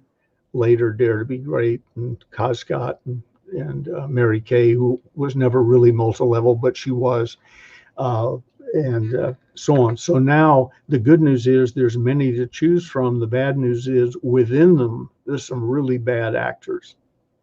Okay. Okay. That's a great point. So here's my question. You talked to me about your aha moment. I mean, I'm going to insert this again. You spoke with Charlie Manson. You've spoke with astronauts. You've spoke with the upper echelons of corporate America. From Coca-Cola and all that. So what do you see yourself doing? Like we talked about what's now, what's new, what's next for you? What do you plan on doing? I mean, I know you mentioned books and you're getting ready to probably put some more content out there in Closers 4. I mean, when it opens up this pandemic deal, do you think you're going to go out and public speak like you used to, or are you going to use this medium virtually, or are you going to use like a hybrid combination? Some of both, and maybe whatever's coming next. We're talking on Zoom or Skype or one of the things Sure. today, and that's absolutely amazing to a person like me. 6 months from now, this may be old hat, and there's a new thing where I'll appear in a hologram or whatever you call it, where it looks like you're really standing there. I don't know, but go back like I used to. No, I used to do over 300 speeches a year. When I met Gigi, fell madly in love, and we began to negotiate. Gigi's my third wife. She knew my first two wives, grew up with one, and was a dear friend of my first wife, who's dead now. I And guess that's a good thing, Ben, right? I mean, if well, she's, it's a good thing except that they talk to each other. uh-oh, And so they said to Gigi, let me tell you how this works. Why are you getting married if you're never going to see him? He's gone 300 days a year or more. So you might want to talk to him about that. You might want to talk to him about that. And don't let your house become corporate headquarters. We had a huge home, usually filled with people spending the night just there for, make that sacred. So when I finally said, Gigi, I want to marry you, and we're serious here. And she said, I want to marry you, but we must talk about some things. And then I heard, it was a little negotiation, but not much. Uh, 300 seminars a year, no thank you. 24 a year, no more than 3 in any 1 month. That's doable, especially if I get to go on the ones I want to go to. Sure. She never goes to Cleveland, but she always goes to Nassau and Panama and Paris. And somehow she can work time in her schedules for those. But 24 a year, no local clients. She'd heard those stories. Really? Now, why is that? I mean, Well, you never get away from business. You're talking to somebody that has hired you, whatever. No local clients. Well, I acted like, when you're negotiating, you always fight on some points that maybe you don't care about. I said, oh, that seems odd to me, but I'm looking up and down in my mind, Main Street, Placerville, California. There is no one in town who can afford me, needs me, or that I'd be willing to work with. Great people, but the hardware store with 12 employees doesn't need Bengay. So I reluctantly agreed to that. Oh, man. And the third condition was no speeches within 50 miles of home, because again, you never get out of the seminar mode. You're sitting in a restaurant, people come home and say, hi, Mr. Gay, you don't know me, but we won the sales contest in Ohio. And so me and the mister just wonder if we could sit down here and talk to you for a few minutes while they're eating tomatoes off the top of your salad. So I said, 50 miles. I said, how far away is Lake Tahoe? Because I do a lot of seminars at Lake Tahoe. Right. He said, funny enough, that's 60 miles. I said, okay. No speeches within 50 miles. Probably wouldn't have given any anyway. No local clients. That's good. And 24 seminars a year. I can do fine. They'll give me more time to write and sell books and other stuff. So I jacked up the missing money with more coaching and consulting and so on. And much as I feel bad for everyone terribly affected by this, I'm not all broken up about not growing old on an airplane anymore. When we had our own corporate planes, Learjet, Gulfstream, so on, it wasn't as bad. People say Trump works so hard. Well, he does. But there's a difference between going to the airport, going through security, checking in, taking off your shoes, and so on, versus walking out your front door, getting in a helicopter, going to Andrews, getting on Air Force One, and now, since he can't go to the big auditoriums, pulling his plane up behind the bleachers as a backdrop, walking down the Air Force One steps, up the back, give a talk, get back on the plane and go. I thought, hell, I could do that. I once did 33 seminars in 11 days in 33 different cities. But my secret was his. I had a Learjet.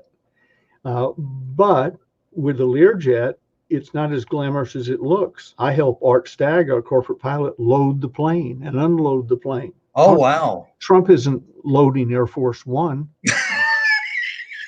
So it's not as difficult as it looks.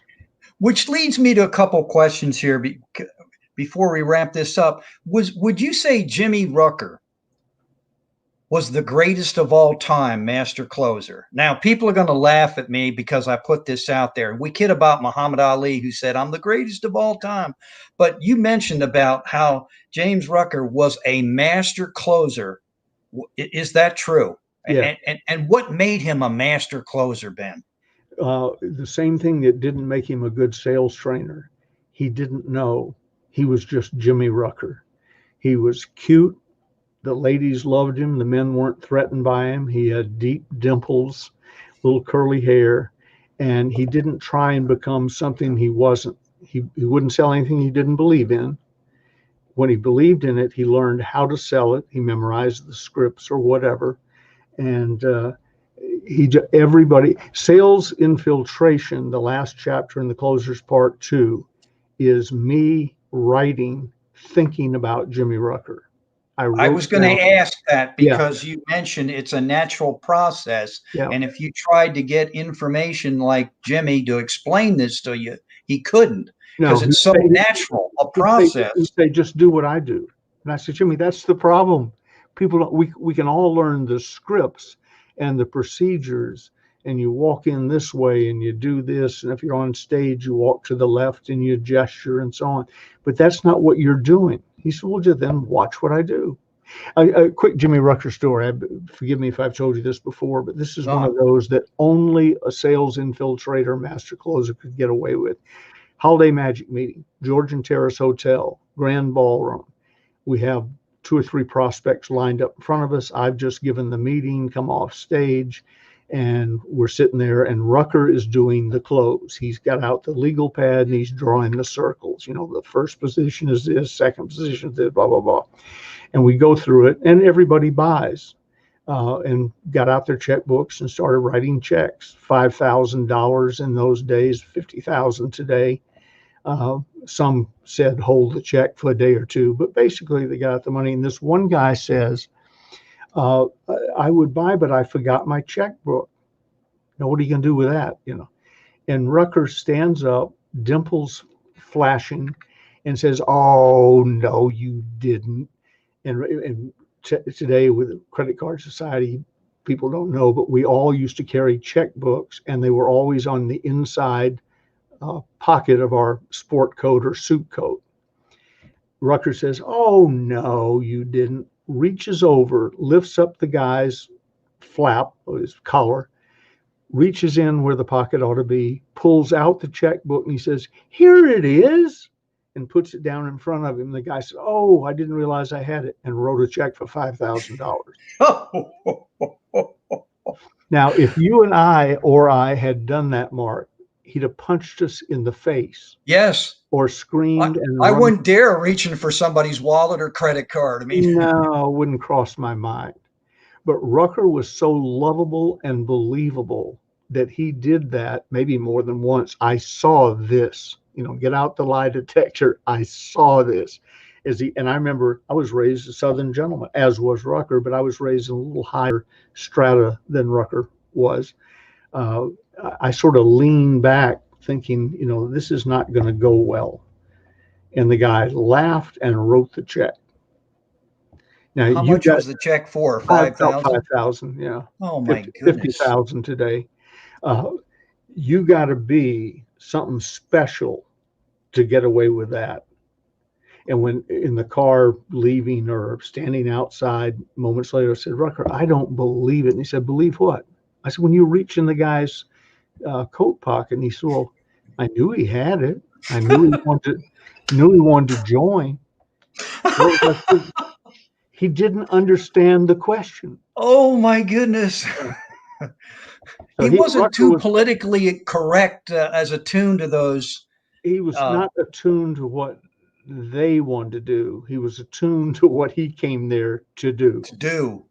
Yeah. And what about like Napoleon Hill, Zig Ziglar, Maxwell Maltz, W. Clement Stone, Earl Nightingale? If you had to pick one, I mean, I know Jimmy was your running buddy, but what about them? Which one did you prefer out of all? I know I'm putting you on the spot. But is there one? They're all sort of tied. J. Douglas Edwards was a complete jackass. Really? Egotistical, couldn't close a refrigerator door off stage. But on stage, he was magnificent. I was talking to Dr. Hill one day about him. I said, Dr. Hill, I can't stand him, but he's doing well in the seminars. He said, does he know what he's talking about? Yes. Are people learning from him? Yes. Rucker claims that J. Douglas Edwards is who taught him how to sell. I don't really believe that, but it was probably a positive influence on him. And then Hill said, well, what you do is let him do his thing and then isolate him. He said, you don't have to be his friend. You know, so he's the one I felt like cutting out to say he was, and I wrote a book for him. Sales Closing Power is a book I wrote for him after he died. He didn't write a book. So I've done better with Doug Edwards since he died than when he was alive. I've got it around here somewhere, but Sales Closing Power still sells effectively, and this is what Doug Edwards taught me. Yes. Yes. So, but he was a different kind of character. The rest of them, uh, strong here, weaker there, whatever, were just so kind and wonderful to me. Uh, One day, I happened to mention that Earl and Dr. Hill and two or three others were up at the house for the weekend, uh, and they said, "Oh my God, what was it like?" And they figured, I think, that we were sitting around cross-legged in white robes in the living room, saying wise things to each other. And I said, "Well, I tell you what I remember most is Oh, none of them could shoot pool. None of them. I tried to play customer or client pool, lose the game and let them you win. look like you can shoot pool. Well, I'm not great, but my father was raised in a pool hall because my grandfather owned several. So I'm not your average guy who walks up to a table and goes, "Oh, what's this stick about?" But I'm not as good as Rucker. Rucker was he could hit the ball down and make it back up Oh, and wow. do all that fancy stuff. But yeah, but they were just guys trying to make a living. Earl Nightingale, his VPs of sales called one day, Ron and Les Davis, and they said, the order we got, lead the field with Holiday Magic, lead the field with Stay Power, lead the field with Bob Cummings Vitamins, customized versions of his lead the field program, and the Strangest Secret. And I said, yeah, what do you mean? Do I know them? We're putting a multi-million-dollar campaign together, breaks in June, uh, and we're going to be selling. Why do you ask? And I said, well, we need that order now. I said, well, the literature won't be ready till June. I'm pretending like this was in January. I don't remember. It was 5 or 6 months out. And they said, Ben, if you wait to place the order, then there won't be a Nightingale Conant. We need Wow. we need the order now. And so I placed it and paid for it then and saved the Nightingale Conant Corporation. So when you've done something like that and you're behind the scenes with Earl and so on, it's a little hard to go, oh, he could walk on water and so on. He was a guy blessed with a great brain, the abilities. Jim Rohn was a poet. Jim wasn't a salesperson. He was a poet. He could take successful ideas and phrase them in such a way that it became music to your ears. Earl was an early version of that, and the rest of Got them it. had their strengths and weaknesses. Dr. Hill was a great help in teaching me how to run my family life because he hadn't run his that way. Excuse He me. had, he had had problems with two or three wives and kids, but he'd stay at the house and he would watch my first wife and I interact. And the next day when we were out of earshot, he said, could I suggest a couple of things to you? Oh, my goodness. Yeah. So tremendous help, but they all had their strengths and weaknesses. I really don't have a favorite. Now, if you ask me who was the most important mentor in your life, that was my father. Outstanding. Yeah. He That's wasn't good to trying to know. be, he just was. I was up close, personal, and watched him in action. Yes. Well, Ben, what I wanted to do here is let people know how they can get a hold of you. I even have Gigi down here with her eBay, her books. Here's an 800 number, your 530 number. Um, this is what you do. You can go on Ben's website and check them out. I'm so glad I picked up your closers 1, 2. Now I got to get 3 and 4 soon going to come. Am I right? I Yep. mean, And five so and six and seven and eight and nine, 10. I don't. that's what I thought you were going to tell me. Yeah. So that's when I said, "What's new? What's now? What's next?"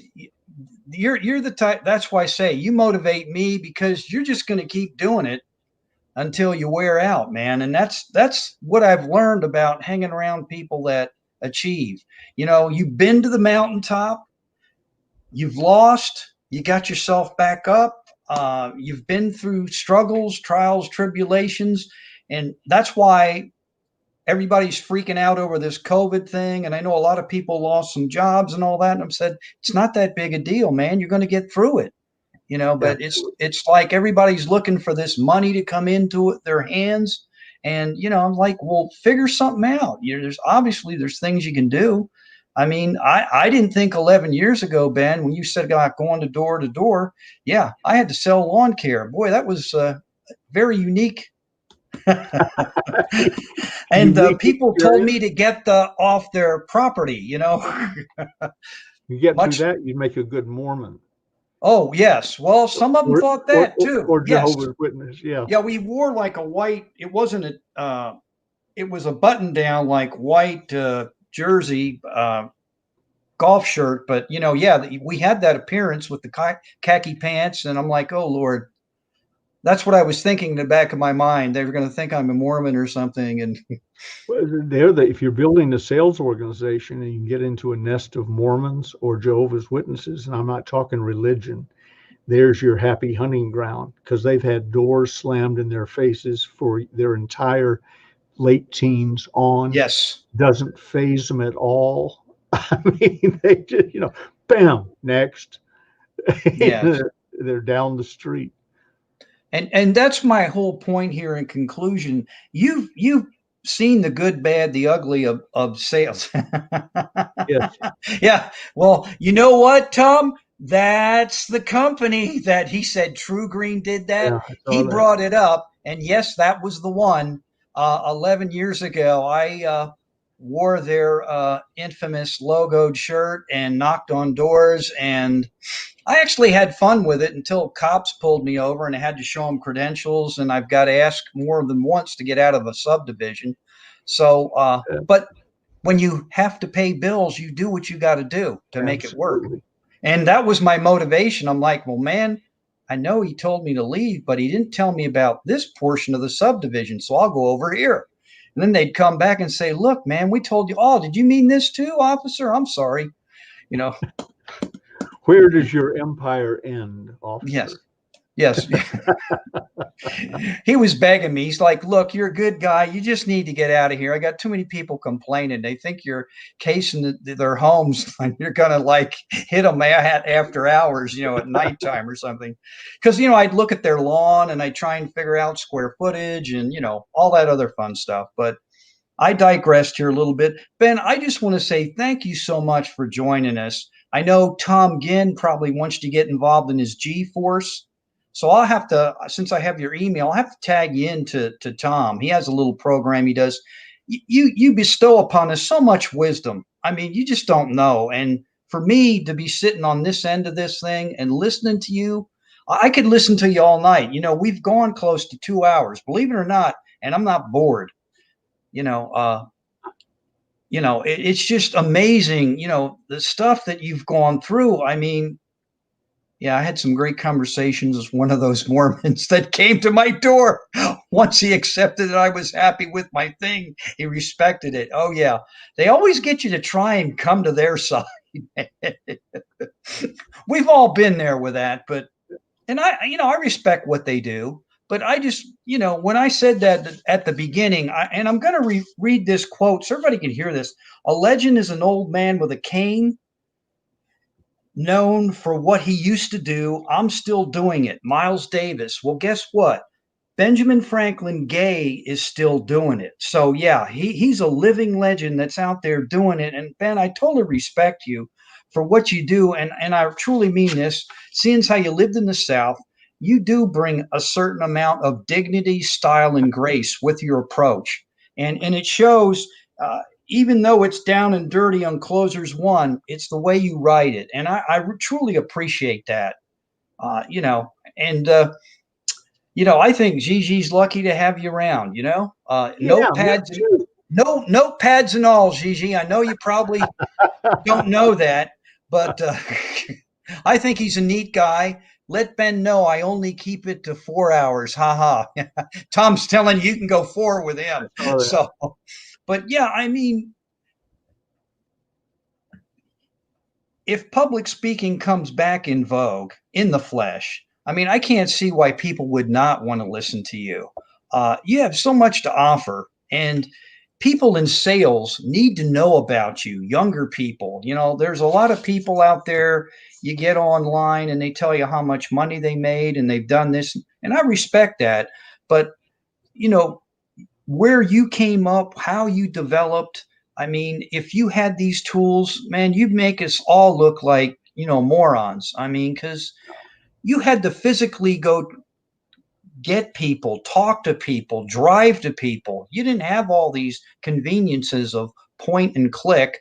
Although I will submit to you, I don't think we'll ever get away from the phone here. Some people like to email and text, which I still don't get, and I think you'll probably laugh about that because this is a great way to converse and talk and communicate.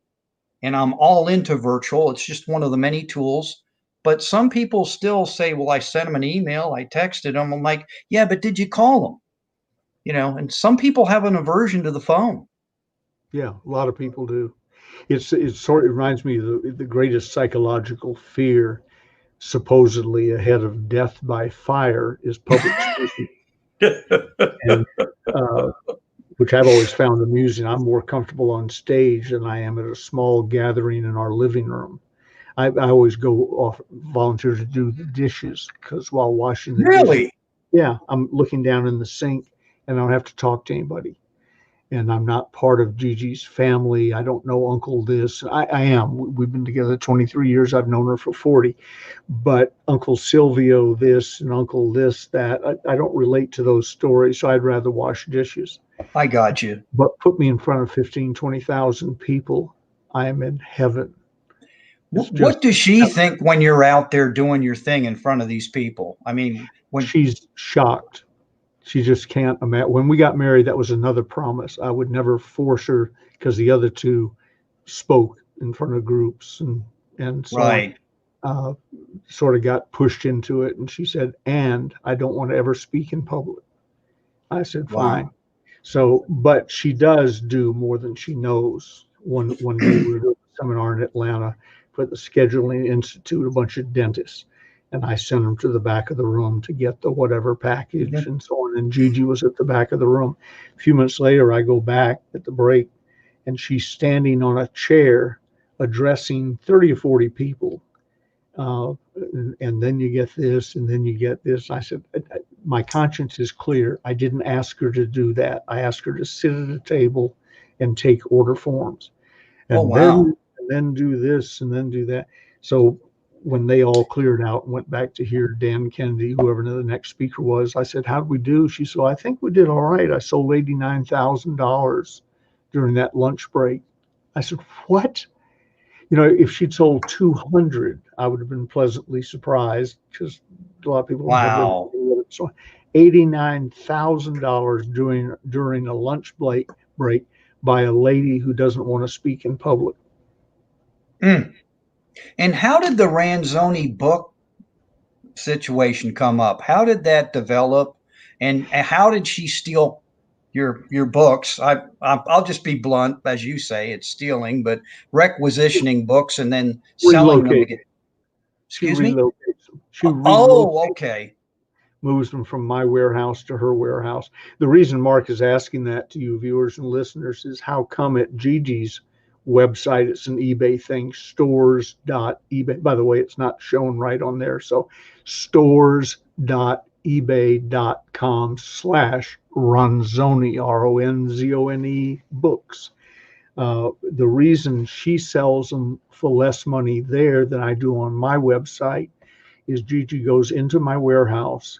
It's ours, but I have a little division of the company. She has a division. Uh-huh. She goes into my warehouse and steals books, puts them up on eBay, and sells them and keeps the money. And when she sells them, she brings them back to our warehouse so they'll go through my shipping department. So one, she doesn't have to pay for inventory. Which Two, is free shipping, right? yeah, and she offers free, yeah, special pricing and free shipping. Of course, it's free shipping. She didn't pay anything for it. So, and I've told our people numerous times, it's become a joke, but I say, stop her. She doesn't have the right to come here and just steal inventory. And they said, no, you tell Mrs. Gay that we're out of it. So, smart. It shows I don't have dummies working for me. I'll tell you. I'll tell you. Well, Ben, I think I'm going to end this tonight. And I just want to say thank you so much again. When I say this, uh, I think about you, East Lake, and the country club, and it kind of all started here for you. And it's good to. I said he's coming back to Georgia. I got to ask you, do you miss Georgia? Do you miss certain parts of it? Yeah, if you meet me on an airplane, Mark, and say, "Where are you from?" My answer is Atlanta. I've lived here since 1967. Right. So whatever that is, And what 40, do you think of the 40 years. changes in Atlanta now? I mean, Well, I don't see much of them because Atlanta now has become like any other city: mhm. airport, uh, driver, car, hotel, and back. I don't see all the changes I hear about. Most of them are not good, from what I've heard. But some are, and again, it ebbs and flows. Let me tell you a quick story. East Lake was all white. I moved there in 1948. I was there for the civil rights movement. I was in it, so to speak, going to Ebenezer Baptist Church, had friends on all sides. Um, and A thing started called block busting. That's where a realtor would come in, list a house in the middle of, let's say, East Lake Drive, and sell it to a black family. These are people who lived there for years and years and years, had no intention of leaving. Sell it to a black family, and then the for sale signs would go up and down the streets, up and down throughout East Lake. And they would make money selling houses that wouldn't have otherwise been for sale, primarily to black folks. And Lamont, my adopted son, who's black, loves this story. So one day I'm sitting here in this office, and CNN used to have a show on where it was sort of a phone in live audience participation. And because it was Atlanta based, I would frequently watch it, or at least have it on. So I hear East Lake and block busting. And I thought, I stopped what I was doing. I thought, they're talking about East Lake and block busting? That was 40 years ago. What are they talking about? Well, it turns out things go in cycles. A neighborhood becomes Italian, then Irish, then Vietnamese, then this and that. And someday it'll be back mixed and or like it was. Block busting in East Lake then meant somebody came in, got somebody to list their house, sold it to a gay couple who put the rainbow flag out in front of the house, and for sale signs went up and down the street because the gays were moving into that neighborhood. And the black people were phoning into the CNN show saying, that's not fair, this isn't right, and so on. So I phoned in. I'm not a phoner to television, radio shows normally, but I phoned in. I said, I've lived long enough. I lived through block busting when whites left because blacks were coming in, and that had good news and bad news about it. But it was unfortunate that it was handled the way it was. And now the blacks are complaining that the gays are block busting. I said, I'm done. I've lived long enough. But probably the gays are going to be run out by the next wave of Ethiopians or something. I don't know. So just sit back, relax, take a deep breath. Everything goes right. As they say in prison, what goes around comes around. And if you just sit in the cell long enough, Charlie Manson taught me that Oh, originally. okay. I was going to ask you that. Did Yeah, Charlie? fifth tier, and it goes all the way around. So what starts here and goes as a rumor, if you sit there long enough, will come back the other direction to you like it was a new rumor, even if you're the one that started it. So that's where that term comes from. It's prison terminology. What goes around comes around. What went around in East Lake came around, probably come around 2 or 3 times since then. We almost bought uh, a 4-bedroom condominium at the Ponce, corner of Peachtree and Ponce de Leon, where my Yes. first wife and I had lived in this little 2-room hovel. But this was a luxurious place right on the corner of Ponce de Leon and Peachtree, Georgian Terrace, where I used to held hundreds of meetings there, Fox Theater, where I used to go and gave a speech or two in it. And it was Wow. sort of like, going back, trying to recreate your youth. And then it dawned on me, I'm 78. That means move to Atlanta, where most of my friends are dead, died or retired. So I don't Right. really know anybody. Uh, Meet a new doctor, and a new dentist Sure. and a new this and a new that. And then I talked to Jimmy Rucker, and he says, Ben, you wouldn't recognize that area. Don't do it. So I said to Gigi, because she would have done it because she loves me. I Hmm. said, I repeat what I told you years ago. It's now true again. I'm coming out of this house in a body bag. I'm done. Gotcha. Yeah. Gotcha. But That's I great. still love Atlanta. I love my memories of Atlanta. Okay. Yes. I think it's neat that you even got a chance to meet, even though in his later stage of his life, Bobby Jones. I know you said he was Yeah. on crutches, but I mean, there's a guy, and he was a lawyer. Yeah. I heard he was a good lawyer. Is that true? I mean, I heard. I had no reason to know other than reputation, but he was a corporate lawyer and Oh, wow. he was revered in the legal community. One of the top attorneys in Atlanta lived directly across the street from us, Mr. Richardson. And he said the only thing he regretted about not joining East Lake was he never got to meet socially Bobby Jones. He'd met him in courtrooms, but he thought he said he's a saint. So Wow. Wow. Well, Ben, I just want to say thank you so much again. And thank you for autographing both my books. That means the world to me. I truly appreciate that you took time to do that. You didn't have to. I even got a follow-up card day with your picture on it. Um, so you definitely practice what you preach. Um, there's no doubt in my mind you're an excellent sales trainer, and you're very relatable. And like I said, you can tell a story with the best of them. I yeah, mean, I don't know who tells a better story now, because I've heard you twice. I have heard Zig Ziglar in the flesh once or twice. So Zig was it's great. yeah, yeah, he could tell some stories. But you are so fortunate to be around all these people. Some of them are gone now, and Most of them are gone. yeah, and you're the guy carrying the torch now. I mean, Yeah, that wasn't my goal, but yeah, we have a company called The Last Protege, and it's based on, to our knowledge, I'm the last person alive who worked. Other people met him. I'm sure there's lots of people who met him in the seminar or something, but I was sure. the last person alive who worked with Dr. Napoleon Hill. So I almost feel an obligation to continue passing the word down.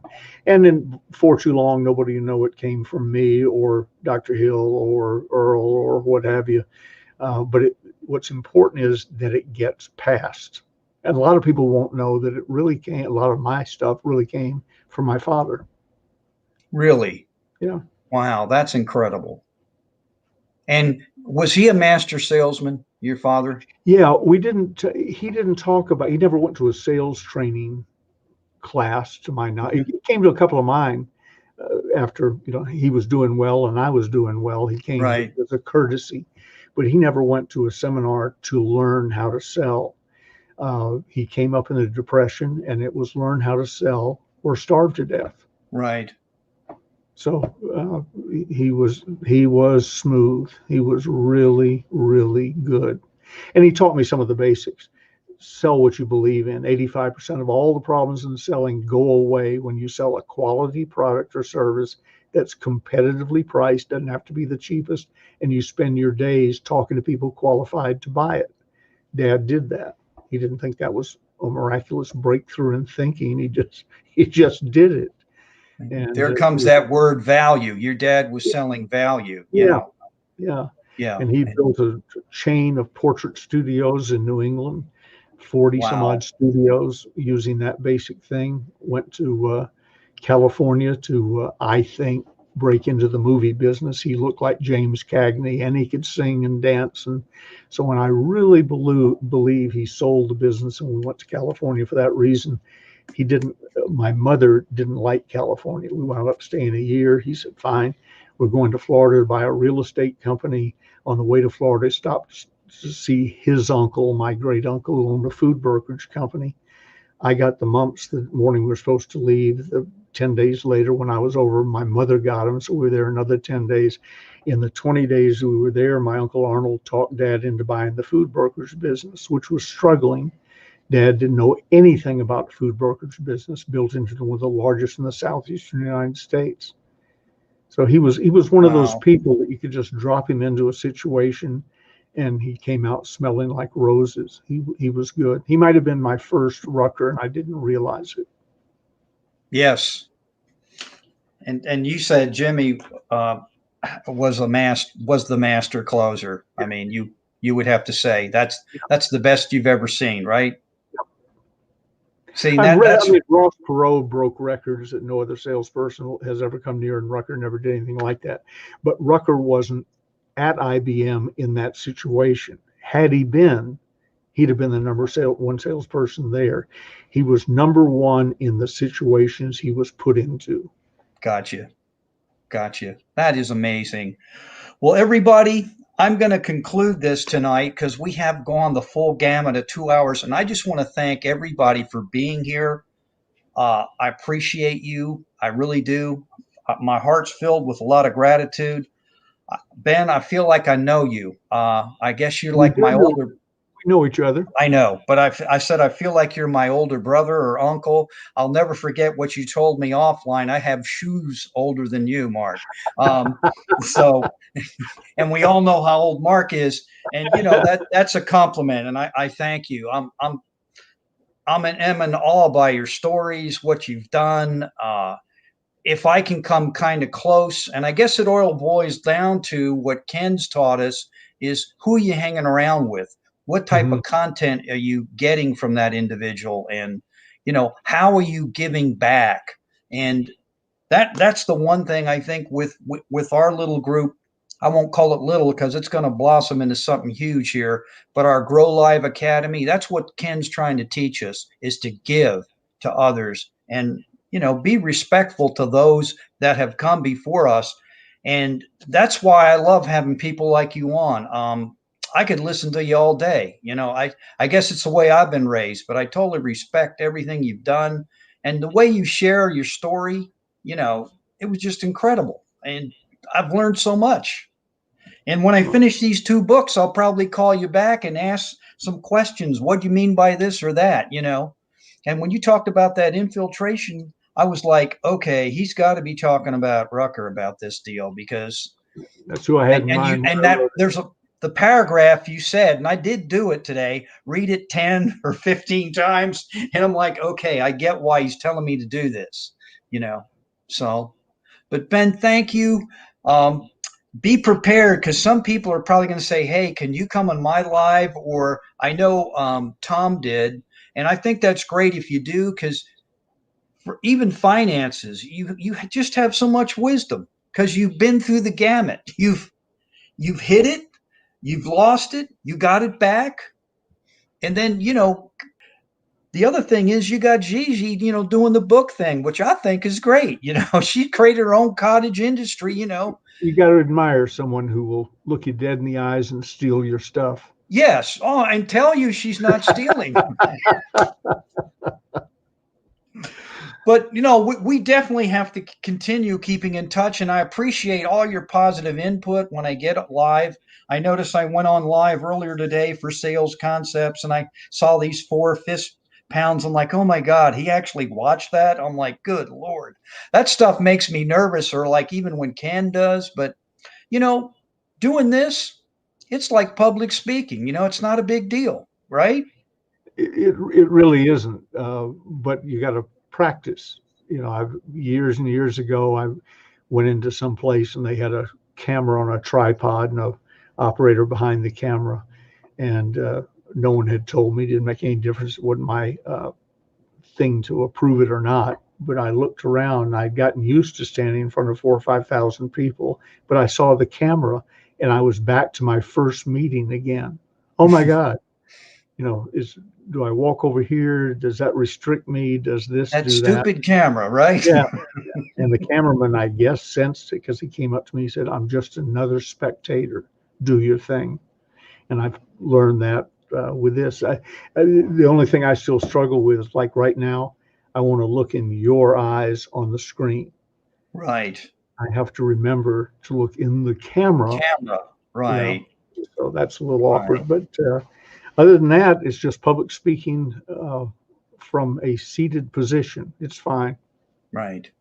Well, Ben, don't go anywhere. I'm going to remove you temporarily. Stay because I want to just talk to you a little bit after I close this out. I'm just going to back it on out of here. So stay put, please. All right. Okay. Thank you to Okay. everybody who put up with all this for 2 hours. If I can Oh, help you I on your thought it show, was let great. me I know. think they did too, sir. You can come back anytime. Believe All me. right. Come on back to Georgia, but stay put. I'll be right back. All right. Thanks again, Ben. So there you have it, everybody. That was part two, Ben Gay. And you know what?